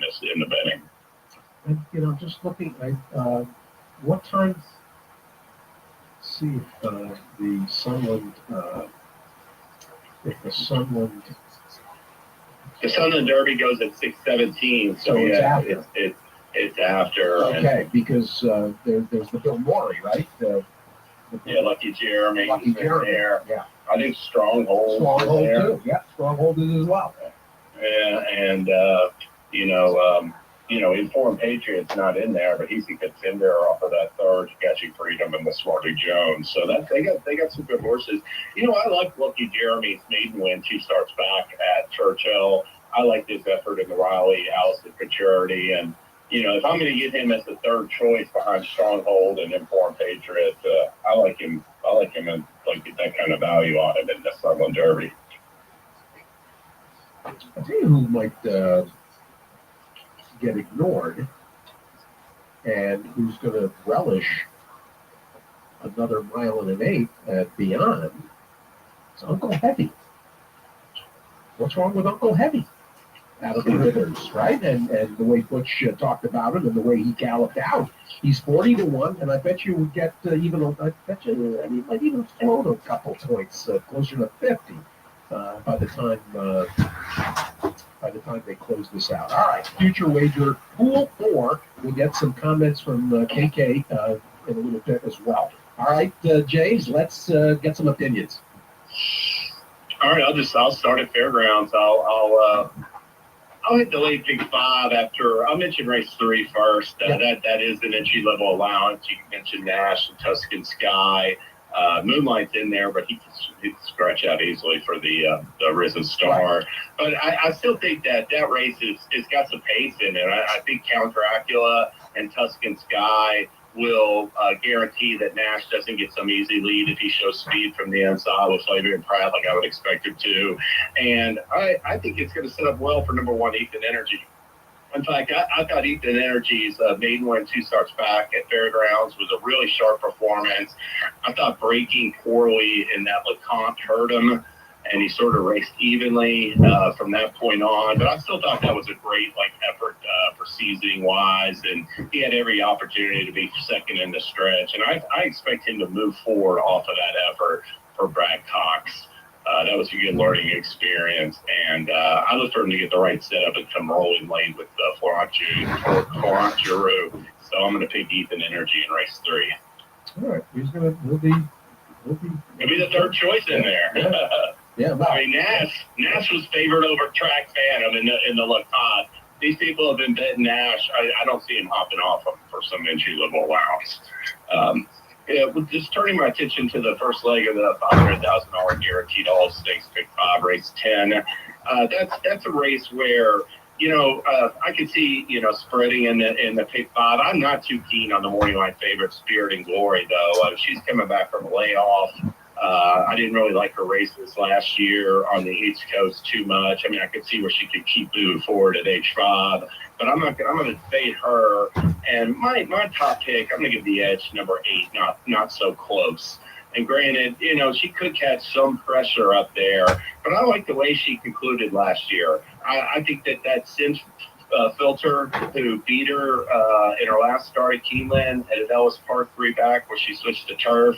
I think that's going to be a graded stakes type filly for Todd Fletcher this year. And that allowance at Keeneland last time was like a stakes quality allowance. Sensei, who ran second, I like her for DeVoe. Walker Dawn's a stakes horse. 2 starts back, not so close, won an allowance at Saratoga in her second turf start. She beat Sister Blue Ann and came right back to win a Kentucky Downs Stakes next out. So I think she was running in some really good allowance fields and showed quality speed in those, and appears to be training really well for Norm. And I think she got a chance. She keeps moving forward as a 5-year-old. Get out there and steal this Albert Stahl Memorial. I like the grade, not so close. 6-1. I would say. Yes, and then the next race is the Mine Shaft. I do think that Best Actor. I like the way he concluded last year with those 2 allowance wins, and I could see him coming back with a big effort on the front end for Cox and Pratt. If the speed does come back, and I'm going to throw at the American in on my multi-race wagers. I still thought that those thirds last 2 races were pretty solid, and he's got the best chance of the late runners in my opinion. So I got it 3-8 in the Mine Shaft. Good. Fairground State, there's another race that's sort of like House Stall. It's a race where, I'm not going to take a big stand in the multis, but I do like a horse in there with a little value, and that's number 4, Rising Empire. I played him last time in the Colonel Bradley, and it's just not a good start. Didn't break real well in the Dilberto either, so I definitely would rather see a better start from him because he broke pretty well. I mean, he led every step of the way 3 starts back at Fairgrounds. He's a 2-time winner over the course, likes the distance. I think he still ran a solid third last time. I think he's a better break off of that trip there. I thought that was a trouble trip, not the best trip for him, and I think he's eligible to receive a better trip. Better setup. I'm going to give him up the edge with Luis Saez, number 4, Rising Empire in the Fairgrounds. Yeah. And then Rachel Alexander, what a dynamite race. I'm not sure about this love on the morning line for BD's Dream. I mean, she's like a little bit of a buzz horse. I understand that, but to me, Intricate should be the favorite.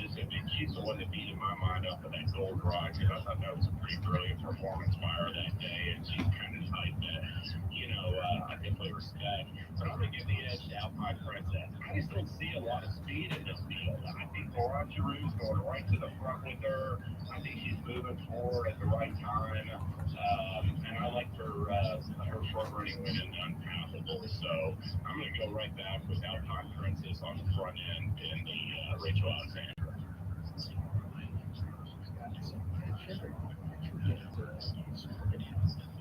Yeah. Yeah, and those would be the 2 I'd be like looking at narrow too, because to me the Risen Star is a race where I think if people that are playing at pick 5 or pick 4 any multi-race sequence are going to be looking to probably spread a little bit in that race, and I'm just taking a stand. I'll just first off say, Honor Marie and Sierra Leone, especially Sierra Leone, because Sierra Leone is a $2.3 million colt, and I expect it to look absolutely like the best the horse on the track every time he steps on it.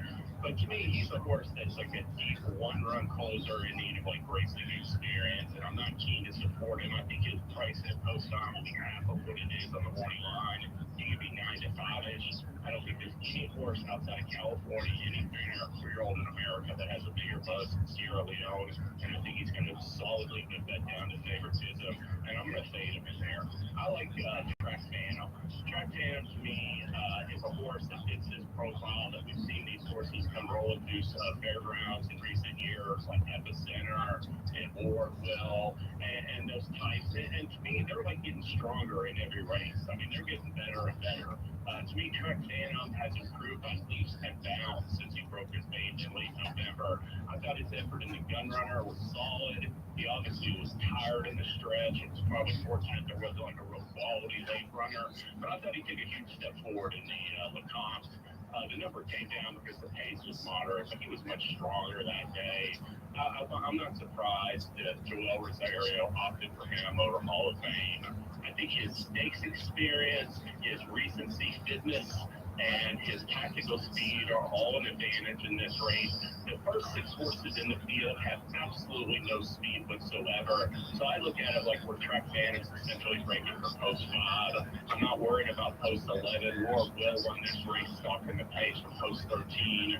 And I think track fan is the real deal and is going to keep moving forward and run a big race on the front end. And I'm going to be betting him in the Risen Star.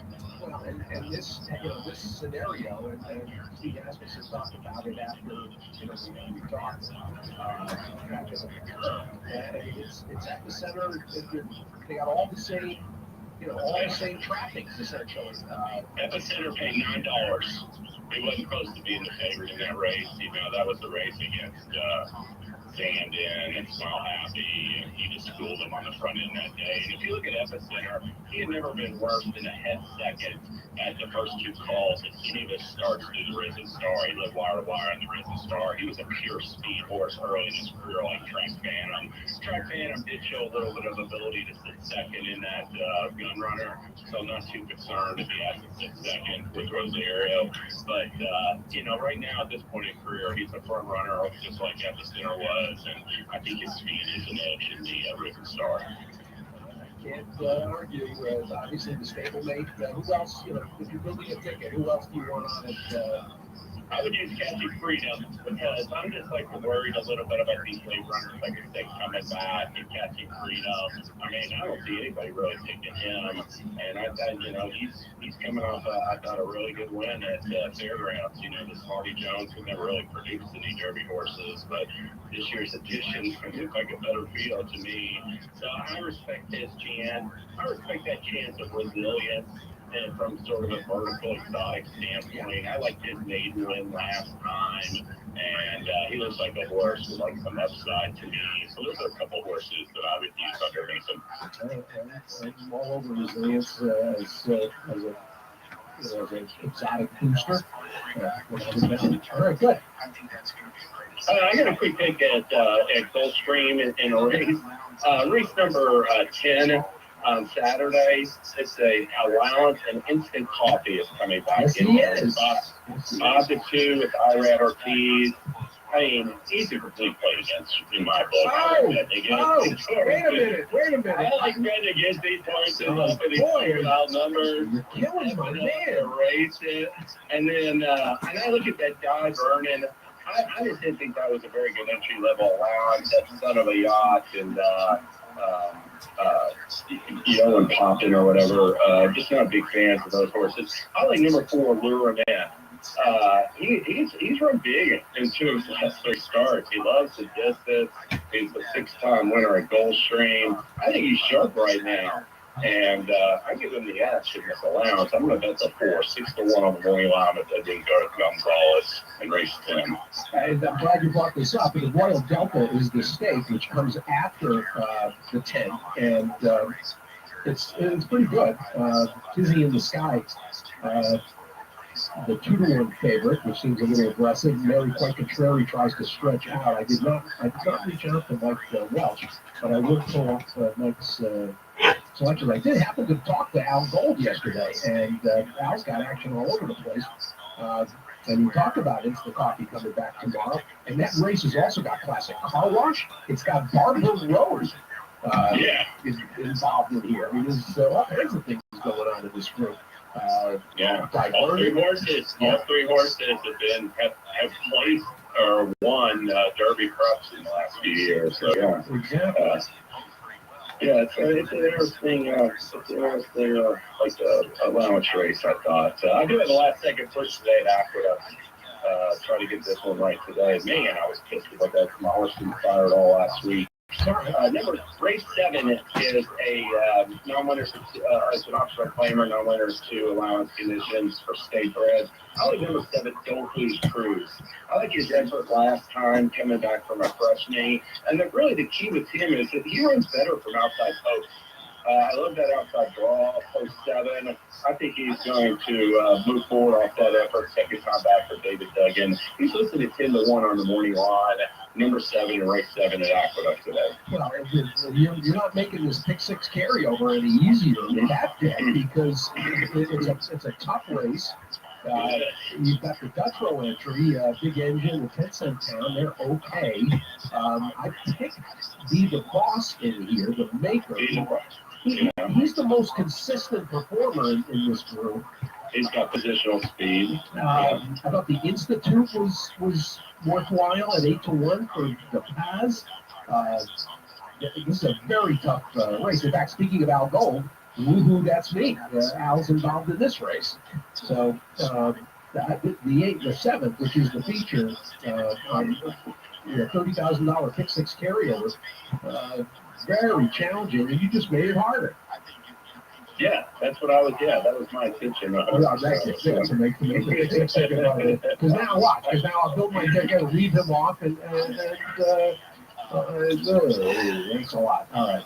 James Scully, everybody, and James. Have a great time down at Fairgrounds, Steve. I couldn't go. I had to postpone. Oh, okay. I'm sorry. I'm sorry to hear about Casey. I hope he feels better. All the best to you, Casey. I appreciate it for him. I'll still pass it along. James Scully, everybody. Thanks, buddy. There's James and some ideas. Boy, that's the last thing I wanted to hear. Yikes. He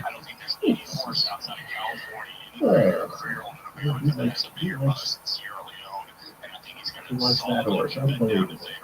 And I respect that. So, well, in fact, let me see, it's 11 o'clock. Let me get Hammer in here for a quick hit. And let's see, I'm sure by now Andy is probably offered up the actual scratches maybe the echo base by now. Let's see. He does have, and there are some scratches. 6, 7 for ready. Well, we got one horse coming out before. It's how we got Todd.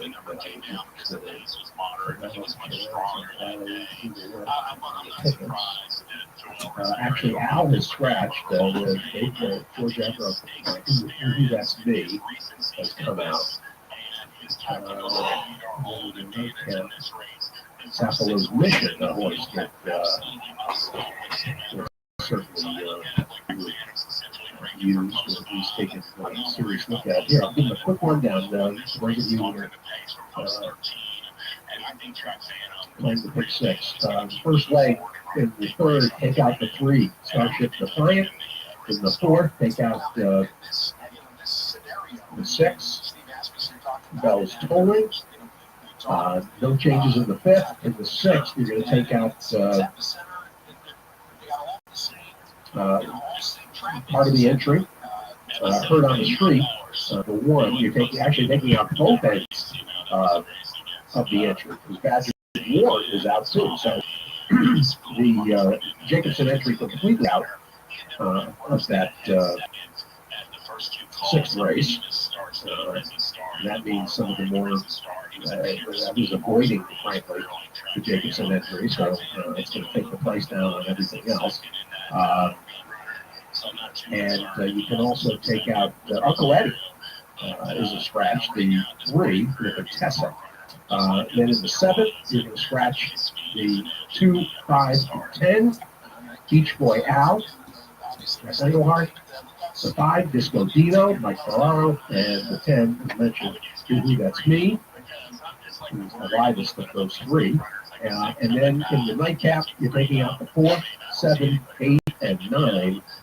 4, 7, 8, 9, red DGP. I'm actually glad that was scratched. The 7, Dr. Settle's Dream.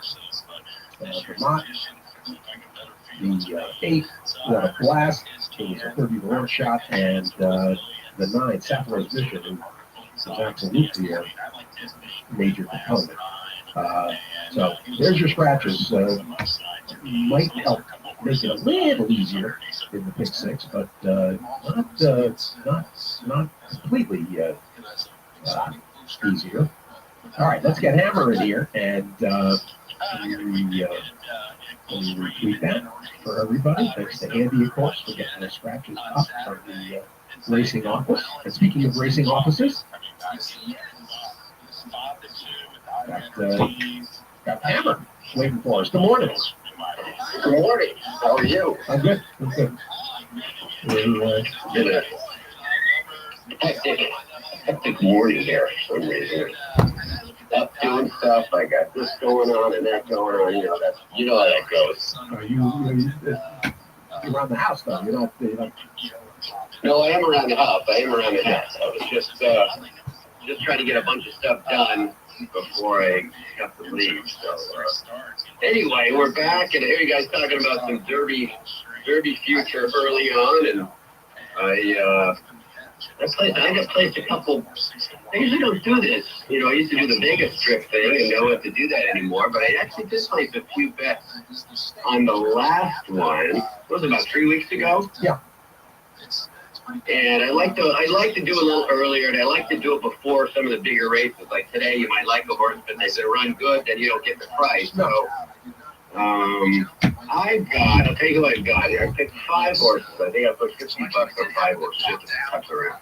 Born Noble, who's still in, I guess. He got beat in a allowance race the other day, and he's headed for the Fountain of Youth, I think I saw. Yeah, he's 40. You got him at 41-1.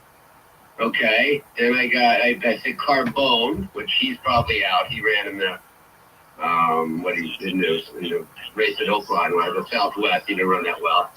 I got Catching Freedom. What did he end up with? 28-1, and of course he runs tomorrow. He runs tomorrow. I got this Japanese horse, Forever Young. Ooh. I took him just because I know they're coming, or they're planning on coming. I don't know. He's like that 50-1 or something. 30. Actually got that down a little bit. 34-1. Really? On the last one, does he really get it up at 34? Yep. Wow. And then the real long one, who I'm looking, who I tried longer was Kenny McPeak's horse, Real Men Violin. Yep. You'll see where you stand. He was 120-1. Oh, there we go. Now you're and see, that's what I'm looking for. So my cutoff was right around 30, and I don't like to get anywhere below that. I mean, if I get one in the gate, I feel like I won. Well, exactly. That's exactly right. That's exactly right. Get me one in the gate, and at least I got something to shoot for. And I will tell you, the last go round at Southwest Weekend, they had the Philly race and the Southwest, and I think Kenny McPeak won both of them, right? Yes, he did. So, as what happened is happenstance, he called later in the week, and I've known Kenny for 30 years at least. So we're friends, and it's not out of the wild for him to call. So he called about another deal. And I said, hey, congratulations on your thing. And he very matter-of-factly told me, I could do that again in New Orleans. Not in a touting type of thing. He just kind of rolled right off his tongue. And I kind of tucked that away. So I was very anxious to see who he was going to have in. And, lo and behold, one of them was the Violin horse. So I'm going to start out the day tomorrow by betting a $50 double. BB's Dream and Real Men BB's Dream and Real Men Violin. I'm going to tell you that right off the bat. Just in case. I got you. Right? Because I can't not. And because it was just the way he said it. And it had nothing to do with what we were going to talk about. And he didn't, he wasn't like, hey, man, check out my horse. He just rolled it right off. So I was tucking that away, and I was so anxious to see who the horses were, because you never know. He let them roll out here this time here, and I actually like him a little bit in the mine shaft. Back, Smile Happy coming back, second race back. Yep. He talked about him with me last week, 2 weeks ago. See? Yeah. I mean, and look, there's no one better when you have a mid-range horse in Brian Hernan. I just love when he's on my horse and down there. And him or James Graham, I'll take any time at a price, and not necessarily that these are going to be big prices, but anyway, feel good. Now, I was checking the weather on my trusty phone last night, and it looked like a little rain coming. Yeah, there's going to be some rain. There's no doubting there'll be some. And, you know, that's just what you deal with down there. The thing is, at least when you get that, most of the horses have some kind of form, or at least, you know, they race on off tracks, and if they've done well, they have it. And you know, unlike if it rains out here in California and they do run, you have no clue if they like it or not. But at least they're you know, feel comfortable betting on a horse that has. Wanted to talk quickly. You know, last week I took a little run up to the Bay Area, and after landing in beautiful Oakland, it's kind of a sad little journey that you take. I headed up to Marin County, which is north, and so you get in your car in Oakland, and you want to get out of there as fast as you can onto the highway. But about 5 minutes up the road on the right-hand side, or the eastern side, is the Oakland Arena. And, you know, see those many things there. And as you drive by them, it's now called something else, but the Golden State Warriors used to play there, and they no longer play there. And in the same parking lot is the Oakland Alameda County Coliseum, where the Raiders used to play, and they no longer play there. And the Oakland A's used to play, and they're leaving town. And then you drive up 10 miles more on the left-hand side, Golden Gate Field, and just, you know, they're shutting down. And it's pretty wild that in a 10-mile distance in a major metropolitan area, the East Bay, you know, the Bay Area has lost baseball, football, basketball, and then horse racing in a little stretch. And it really is, it's wild. It just, you know, when you drive, especially the Golden Gate Fields, when you drive by, it's just, didn't get a chance to go to the track. I was hoping to get there on Saturday, but didn't. But we'll make it definitely a return trip to there before we go. Just you know, a lot of history for me in those three arenas when I lived up there. It's just crazy. It's just crazy that area is. You know, just they don't care about their sports anymore. And it has actually the traffic too. There's just thousands of people that go by these places every day, and they just left out. So I don't know why that came up, but it just hit me, and I just thought about what Golden Gate Fields again last week. I don't know. But down here, and we're ran free at least until the latter part of the weekend, maybe, and a rare 5-day week at Santa Anita, Thursday through Monday, and that came about because of some prior cancellations earlier in the meet, including last week. So they had tacked it on to the Thursday, and you know, made it through the first 4 days, and you know, it's a tall task for the horse population here. They've done a good job putting out the cards, but I was surprised that they made it to 5-day week. They did what they do, but you know, coming up here on the weekend, a couple of smaller stakes to baffle coming down the hill, and then the Calbred Spring Fever. And you know, interestingly enough, in the Spring Fever, I don't know if you saw it, it's a Calbred race, but it turns out to be a rematch of the Grade 1 La Brea, where two Calbreds were noses apart. But right, with a big pond for just getting nipped on the wire by Daddy's Ruby. So those two come back. They were 2 months ago. They were in a Grade 1 race. Now they're coming back in a Calbred race. So they'll be the favorites in there, and it'll be hard to separate. Danny's Ruby always goes a little speed, and maybe he'll come back and do it again. But that's the race on Sunday. On Saturday is the Baffle, which Baffle for a long, not Baffert, Baffle, for a long time held the record.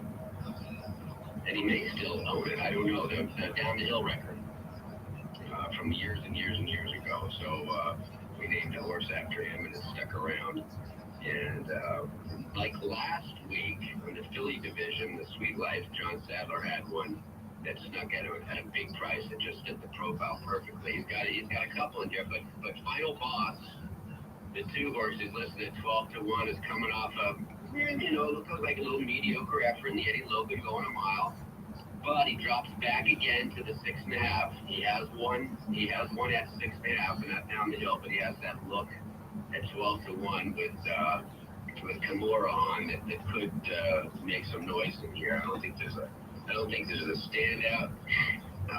Hedwig from Owen Hardy's barn went on an allowance race last down at Delmar in November. They got him listed at 3-1. I just assume take the price and take a shot with Final Boss there with that John Sadler training, which just did the same thing last week with the Sweet Life. So that's some of the action down here. We got the Sunland Derby. Did you talk about the Sunland Derby at all? Just, we touched on it a tiny bit. I mentioned the field the other day, and Bill Morey, who very quietly, that horse, Shiflin, I pointed out to everybody yesterday, is going to feels like an emergent sprinter for him. Camperos that kind of snuck in under the radar last weekend that is now 3 for 4. But here's Morey with Lucky Jeremy coming back, and there's Stronghold and Vermotto in here. Asmussen's got informed Patriot.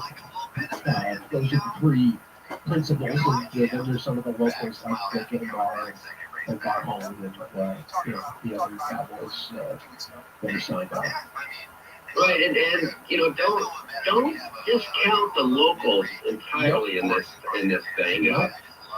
One horse you didn't mention, A Lot of Luck, who Sneak. I actually went back and watched that. He was second best.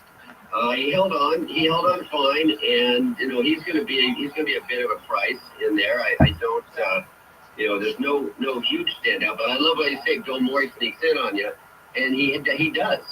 He just shows up in these spots. His win percentage is always good, just like his dad's was. And since he's shifted tack to Kentucky, I'm going to say 4 or 5 years ago ish. He's built a nice, strong stable up. Turfway is kind of at now, but he's shifted. His tentacles have stretched out, and you got to watch him wherever he goes. He's very sharp at placing his horses. And when I was going through this, I had forgotten that he'd come out and won the prep as on the track there as well too.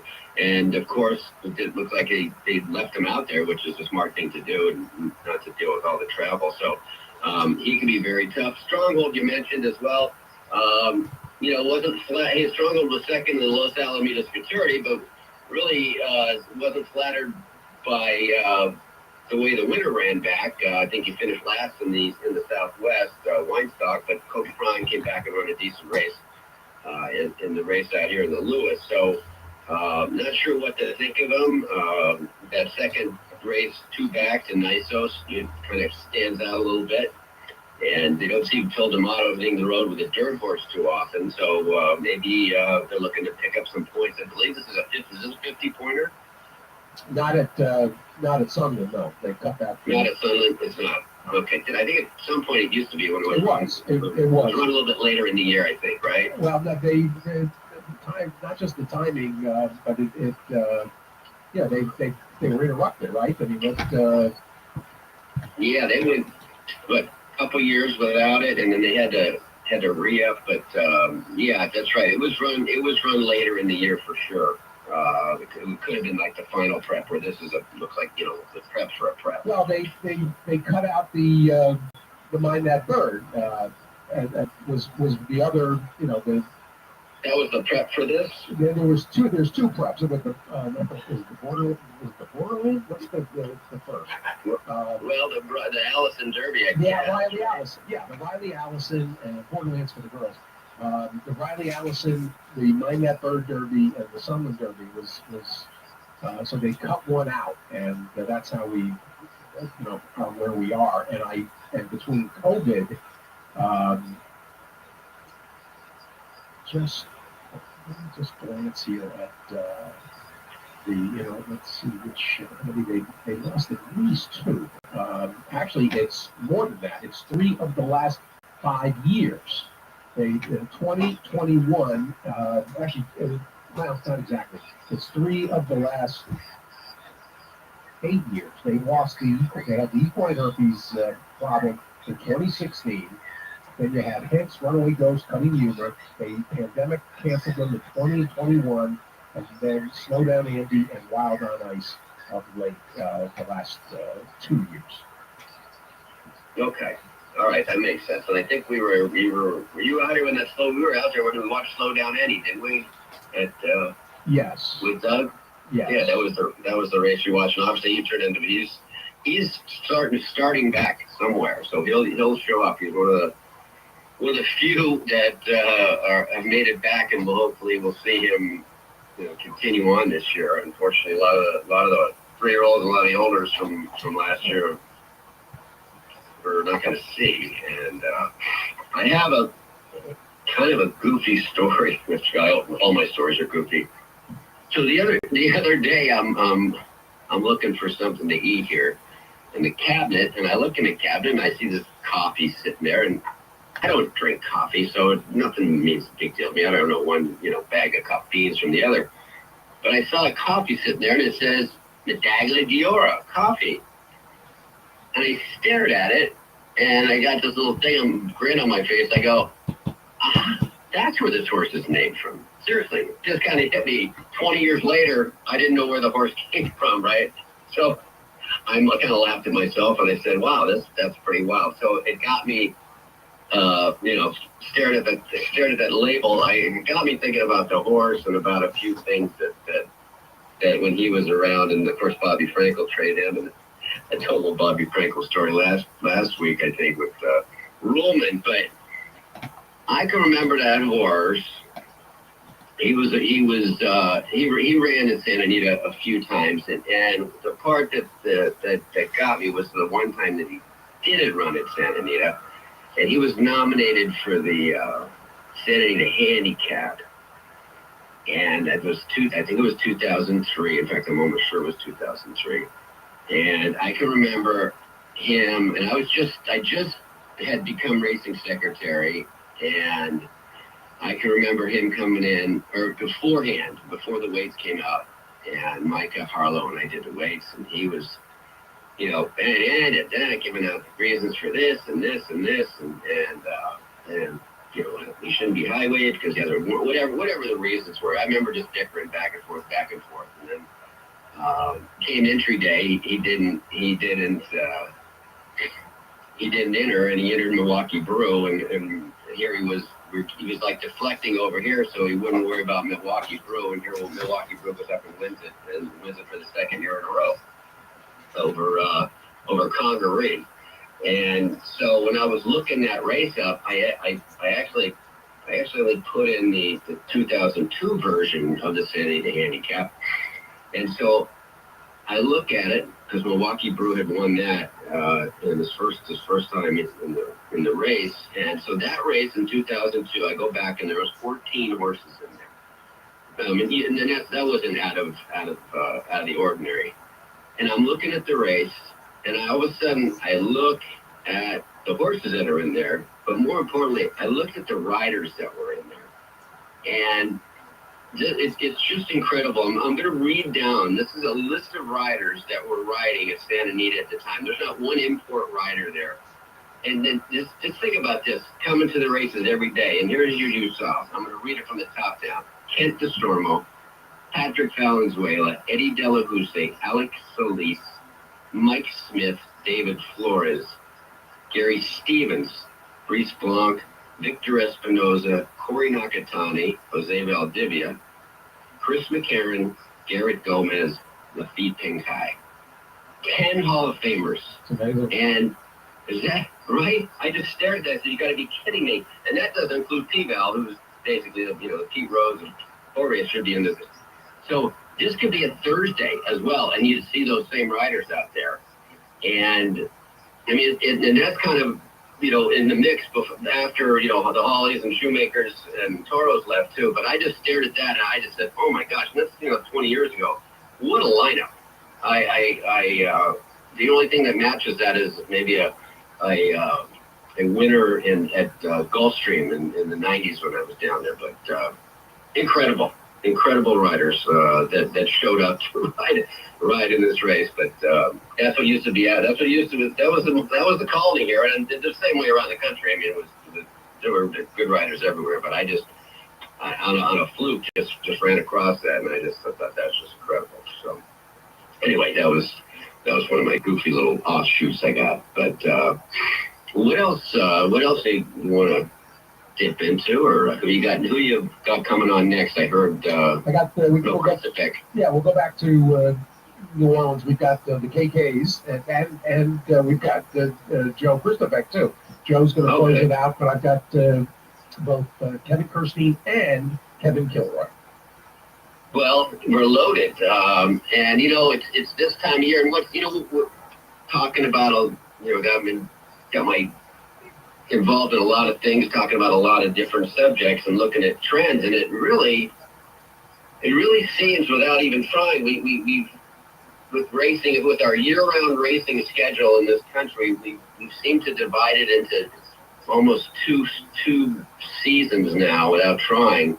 The first part of the year is for the 3-year-olds as the run up to the Derby starts going, and the older horses, the good ones leave town, and they don't come back, and the older horse division starts blending in, in June, July, and so it's pretty crazy. So it's full on.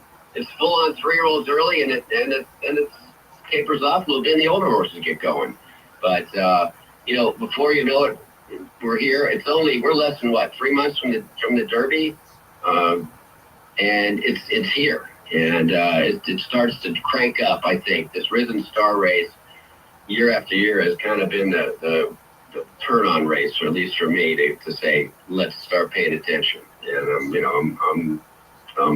And as I said earlier, I bet a few horses in the future book, which I haven't done in a while. So, got horses to follow, and I'm just real interested in watching these races from here on out. Well, first of the 50-pointers, and just by virtue of all the ones that are in the future wager this weekend, that tells you, what kind of a field. You can tell people are excited, with Sierra Leone returning. You've got Real Men Violin. This should be good. Let's hope that the weather is as good as could possibly be. There's nothing worse than, and not that the performances are become meaningless, but they don't. We've had several of the last few years of these run-ups where we've had a preponderance of wet track to discern. Right, and that just messes with your mind when you're trying to make a decision. There's no doubt. I didn't hear Scully. What was his take on Sierra Leone? I'm surprised. I myself, I want to watch one, but I was interested in I didn't hear what he had to say. He's fading in this spot, and that's funny. That was partly my initial reaction. Just the whole idea that mile and an eighth, and Chad's good off the break and everything.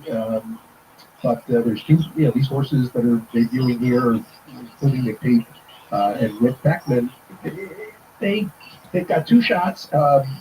Winning the Risen Star is nice, but it's not the ultimate goal. So to me, the horses that are in absolute form, they're preferable. But I certainly will respect and probably cover Sierra Leone, because I won't be surprised. I thought Marcus had a good summarization where he said the two Asmussens and Sierra Leone, those are the three horses that the winner most likely is among. I agree. Track Phantom, I've got my buddy Jerry Caroon, part owner there, is really very excited. That's right. He named him. It's Jerry who named the horse for Dave Valento, Track Phantom. He was Jerry. Oh, yeah. Yeah, so he's very excited, and, I didn't want to jinx him by putting him in my future book. So I told, as I called him, I said, I did your favor. I left you out my free book, so you're good to go. But, fired away, and he said early on, I didn't know the name of the horse, but he told me early on that they had one, and he's very excited. So I have to agree that, that and like Catching Freedom is another one that looks like he's live and ready to run now. But, Anna Marie and Sierra Leone, we'll see how they run on their first race back. But like you said, these are preps. This is where, over the years, you start looking for horses that run okay in these races, and you tuck it away. And, they're trying to pick up some points now. And they will. But, Catching Freedom is another one that sticks out when the morning jumps. And those Brad Cox is just, it has an abundance of these, and he's placing them. One thing about it, these guys, these trainers that have all these horses, Todd included, and of course Stafford when he's involved in the Derby, very good at picking the right horses to go to the right tracks. That's not necessarily an easy thing to do because every track has its own idiosyncrasy. So Brad's caught on real well doing that. Yeah, obviously it seems to be going good. All right, ready. Let me get the KKs together and Let's do it. All right. Okay.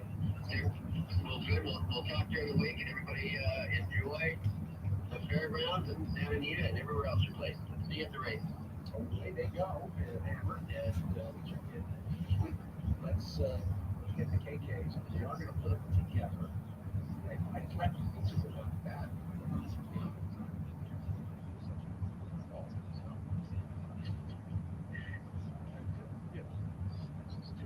There's too much. The alliteration.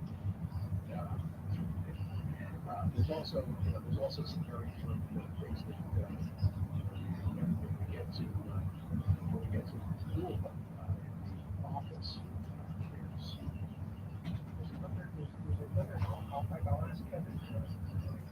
Put them all together here. Discovered two more.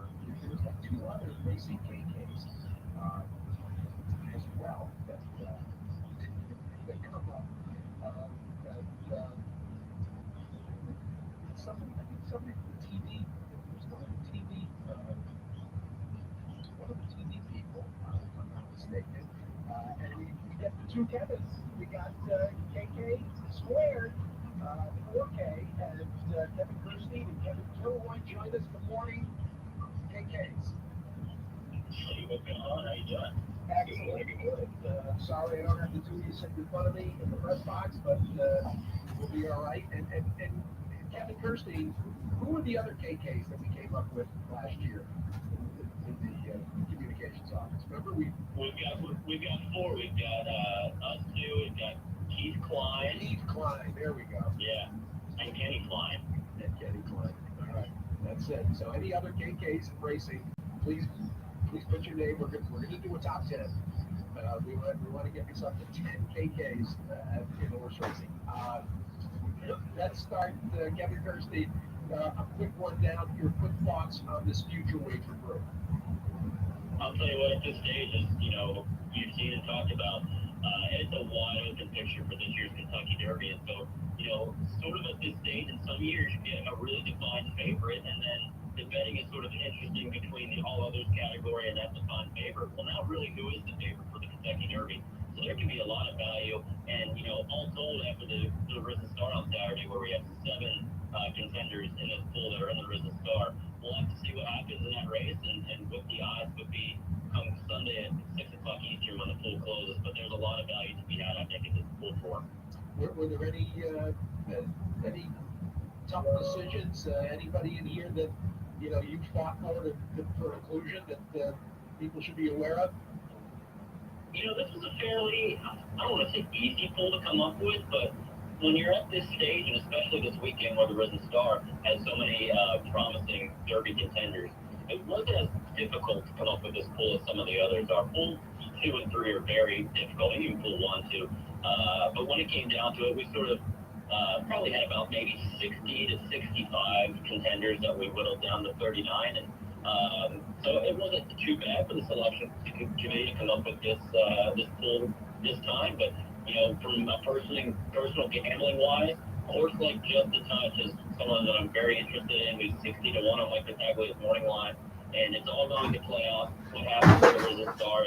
If some of the favorites run well in the Risen Star to the close finish, then I think the bettors can correlate with that and inflate the price on some of the others that aren't running this weekend.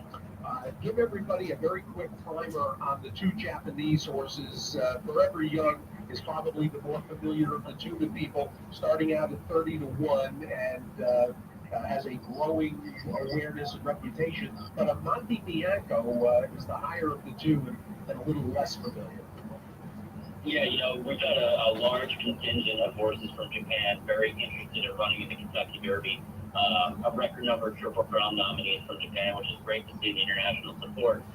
We'll likely see Forever Young in the Saudi Derby next weekend. And Amante Bianco actually was almost, probable for the Hyacinth on Sunday, which is on the Japan road to the Kentucky Derby. He opted to actually run in a race on the NAR circuit in Japan and opt out of the Hyacinth. And we'll have to see if he ends up on the Japan road to the Derby next time for their finale, or he opts to go somewhere else. But Forever Young is definitely, I think, the favorable of the two in my eyes at this stage, and I think one of the favorites to win the Saudi Derby next weekend. And who knows, maybe David talked about bringing him stateside for his last prep for the Kentucky Derby should he be successful in the Saudi Derby. Well, for those that have not seen, his performances from Japan, 3 for 3, and maybe a very special horse. It was out of a Congrats mare, and by the Deep Impact son, Real Steel. We'll talk about him maybe next week with Sid Fernando.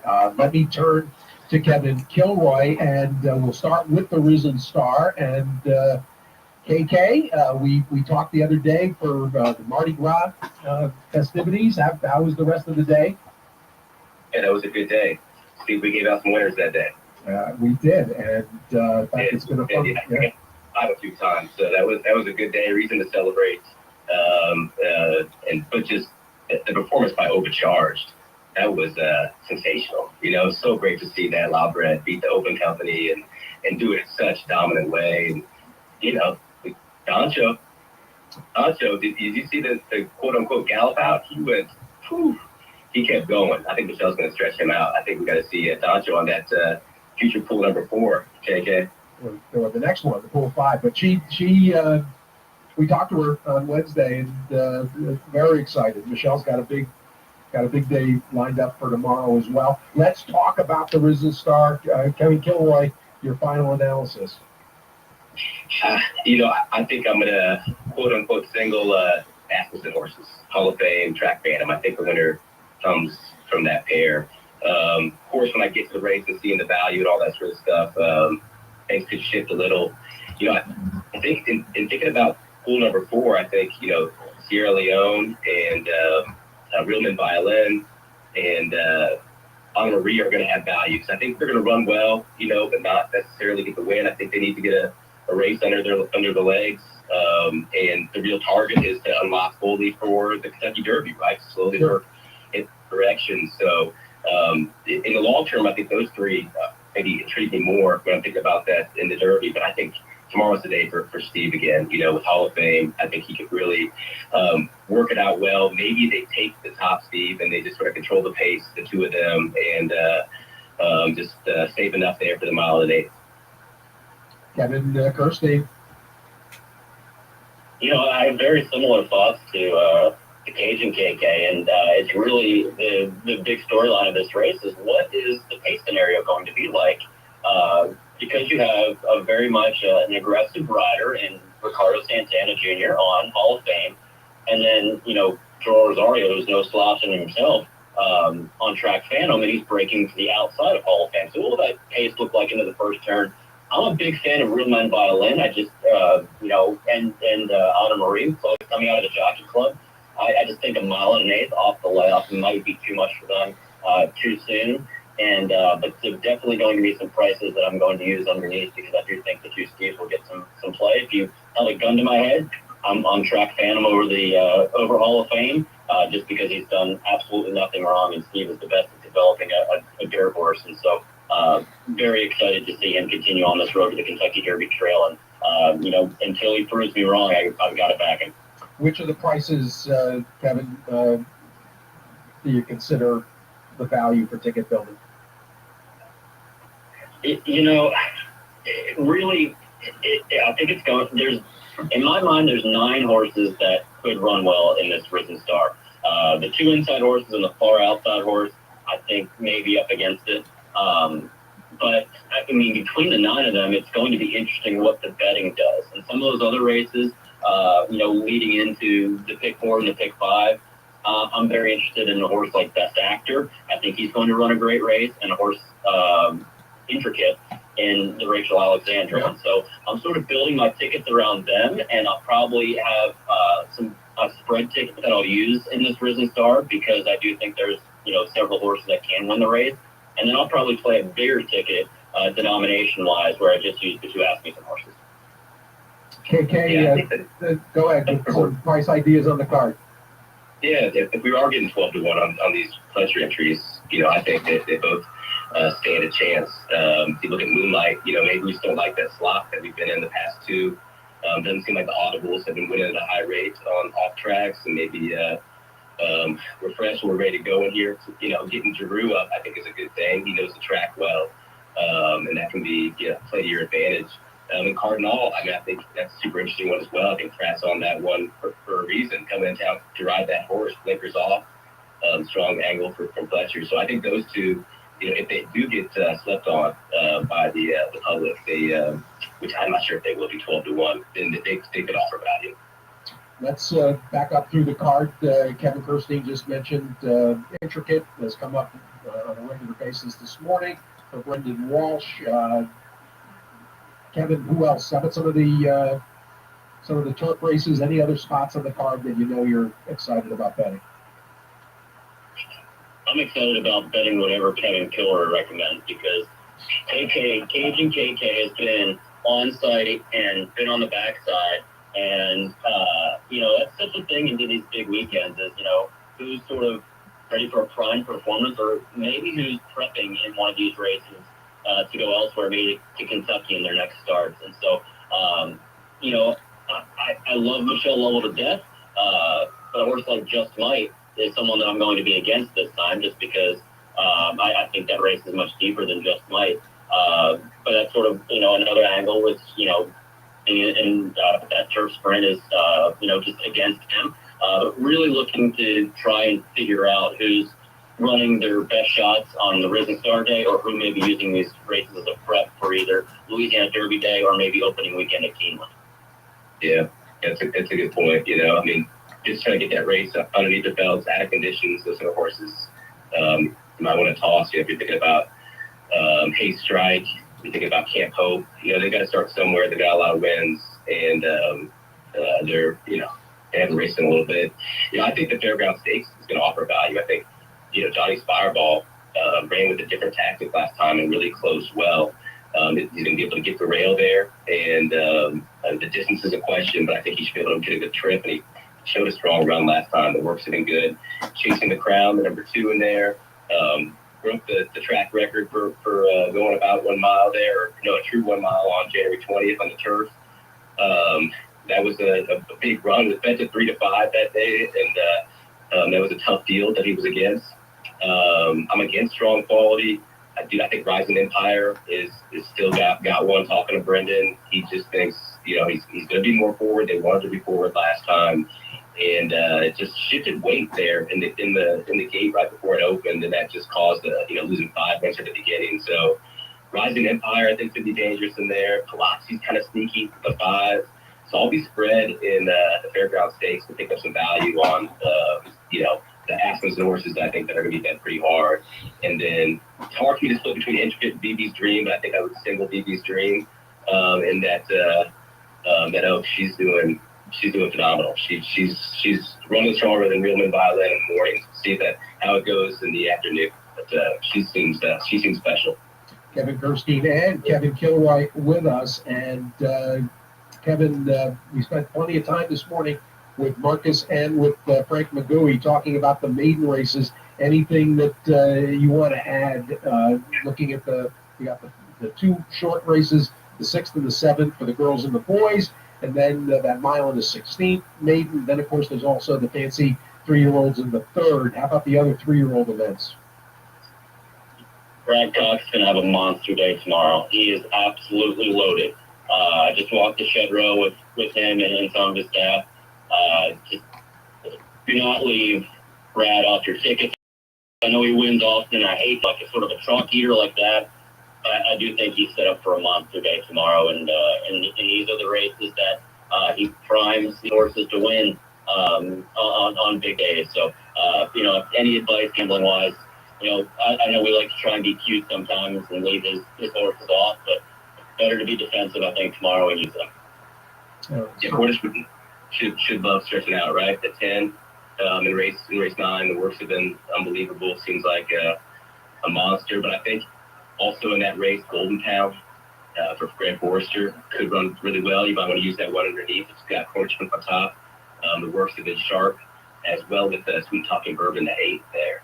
Really have loved the way that Twirling Candy Cold has been training for Speed of Bow. I think that one's coming in sharp. And who else we got in this? We've got a 6 furlong sprint. Drip. I think we were talking about Drip on Tuesday. Yeah. And just big works, huge works with Anna Marie, and he's a big guy. And 6 furlongs. I don't think it's the end goal with them, so it might be a little bit too sharp. But I do think that Drip might be one where you can. You have to get off the buzz horse. I don't think you're gonna get the value there, but you can maybe be against some of these other ones. It's a good field. Well, and then Frank actually said the same thing about Drip, that he might want it longer, but has also worked not just well, but he's been out working on Marie, essentially. Yeah. Was the Yeah. conclusion. Well, KK's it should be a fabulous day tomorrow. Hope the weather. Any added news on that front? Just being drizzle, what I'm seeing. What else you see? Okay. Yeah, it's just light drizzles, and my meteorology skills are about as good as my handicapping, 50% at best. So, I'll if you want to look on my X page first thing tomorrow morning at Horse Racing KK, I'll be out there and I'll post some pictures throughout the morning just to give handicappers an idea of what it's going to be like. But it'll be a great day of racing nonetheless. There's a little moisture in the track or not, but just looking forward to a big day tomorrow. Enjoy, and I appreciate it. The action from Fairgrounds and the Future Wager, Kentucky Derby Future Wager pool for noon today till 6 p.m. on Sunday. Guys, enjoy it. Thank you. Yeah, thank you, Steve. Thanks, Steve. Good luck this weekend. KK and KK. Nice. Let's close out the morning. It's off all right, actually. I can never count on the timing working, but we're in good shape. Good 6 minutes or so with Joe Christopher, and Joe's always very succinct. And I think we got the time right with Joe. We always go back and forth about Central Time.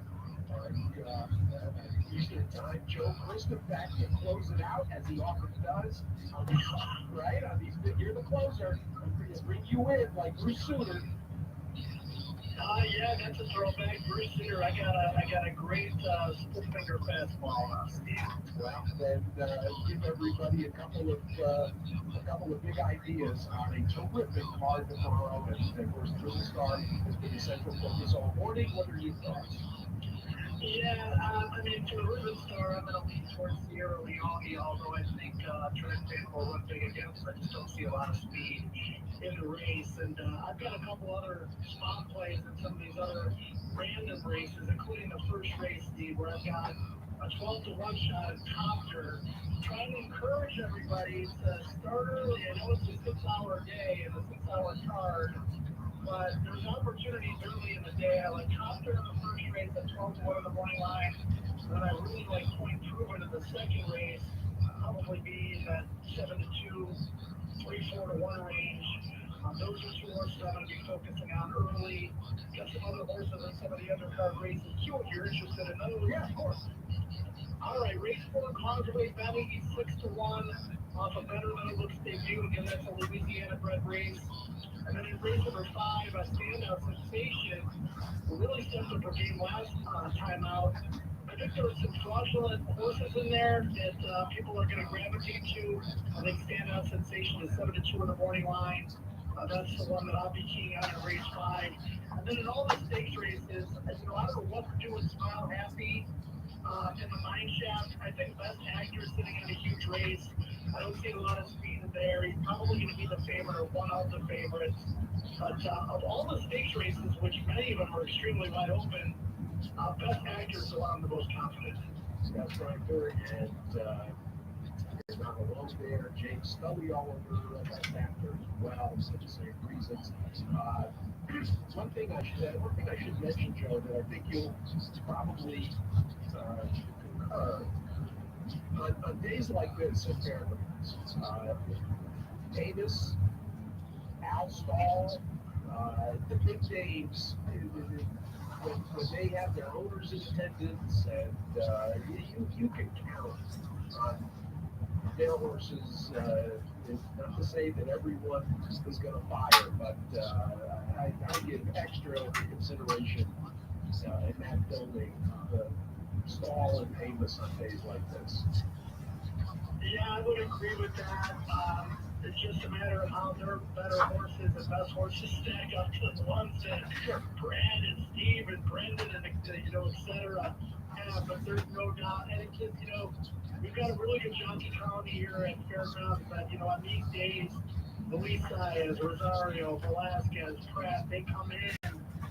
And I know in LeCompte, those riders just absolutely dominated the action. So you're sometimes going to take what the races give you, and that's why I think that some of these undercard races, especially these Louisiana bred races, all those guys are in present, you're going to get maybe some square prices that you wouldn't think about playing earlier, just because you're going to gravitate to the horses and some of these bigger names, etc. There are a lot of opportunities early in this card, early pick 5, etc. I know it's a 14 race day, but I agree. Everybody's firing their best shots today, regardless of the division. Well, just give me it now occurred to me that I had a couple of particularly Davis's horses already, at least noted or that I had noticed, but I did not actually go through and he's not involved late, but through races 1 through 8. He's got hardly able in the first. Amos, he's got Deccan Prince, or is that Agent 2? The Agent Creed in the second. In the fourth, he's just lucky. Like the 2 on the rail in that Lobred group. He's got the 2 of them. No Risk It, No Biscuit for Dr. Galiti. And you mentioned Standout Sensation, so he's got 2 in the allowance, not version 2. Also Higgins Boat, who has actually an okay look in the sprint for the boys, and then he's got Minnesota Ready making the first start for the new owner out of the open back dispersal. So Amos 2, 5, 6, 7 corners. And I think you'll see Amos with at least a winner on the day, maybe 1. Every single one of those horses that you mentioned, I got in my mix somewhere. I heard people put the blinkers on. Minnesota Ready, that race is super competitive. He was purchased by Amos and his ownership group out of that Wilsonbach dispersal for I think $385. That's a legitimate horse. Every one of the ones you mentioned. I mean, I like Standout Sensation amongst those the best, based on the expected value and chances to get the job done. But all those horses you mentioned, I feel are alive as well. Well, Joe, fabulous fun on Tuesday, Mardi Gras Day. You always make it festive, and tomorrow should be just outstanding. Grizzly Star Day, and as Joe mentioned, a long 14 race card that starts at noon Central, 1 o'clock Eastern, and it goes till 6:17, 7:17 Eastern. When the Business Star goes off. Joe, good luck. Always great. I appreciate it.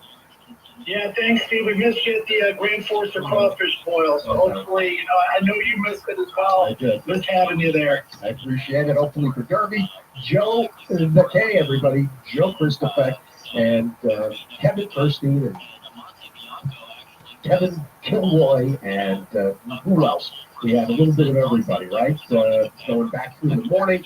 Hammer, of course, and Jake Scully, and Callie was with us, and for the law action, Nick Tamor, and Frank McCoy with some terrific information.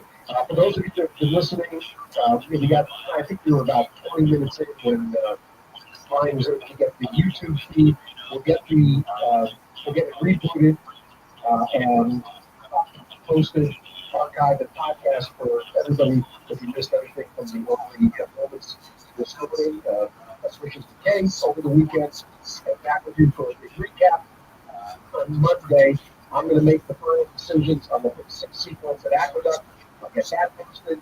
I will do that whole part tomorrow at Fairgrounds where we put the work in. So we'll have lots of action. Good luck, everybody. Enjoy the weekend.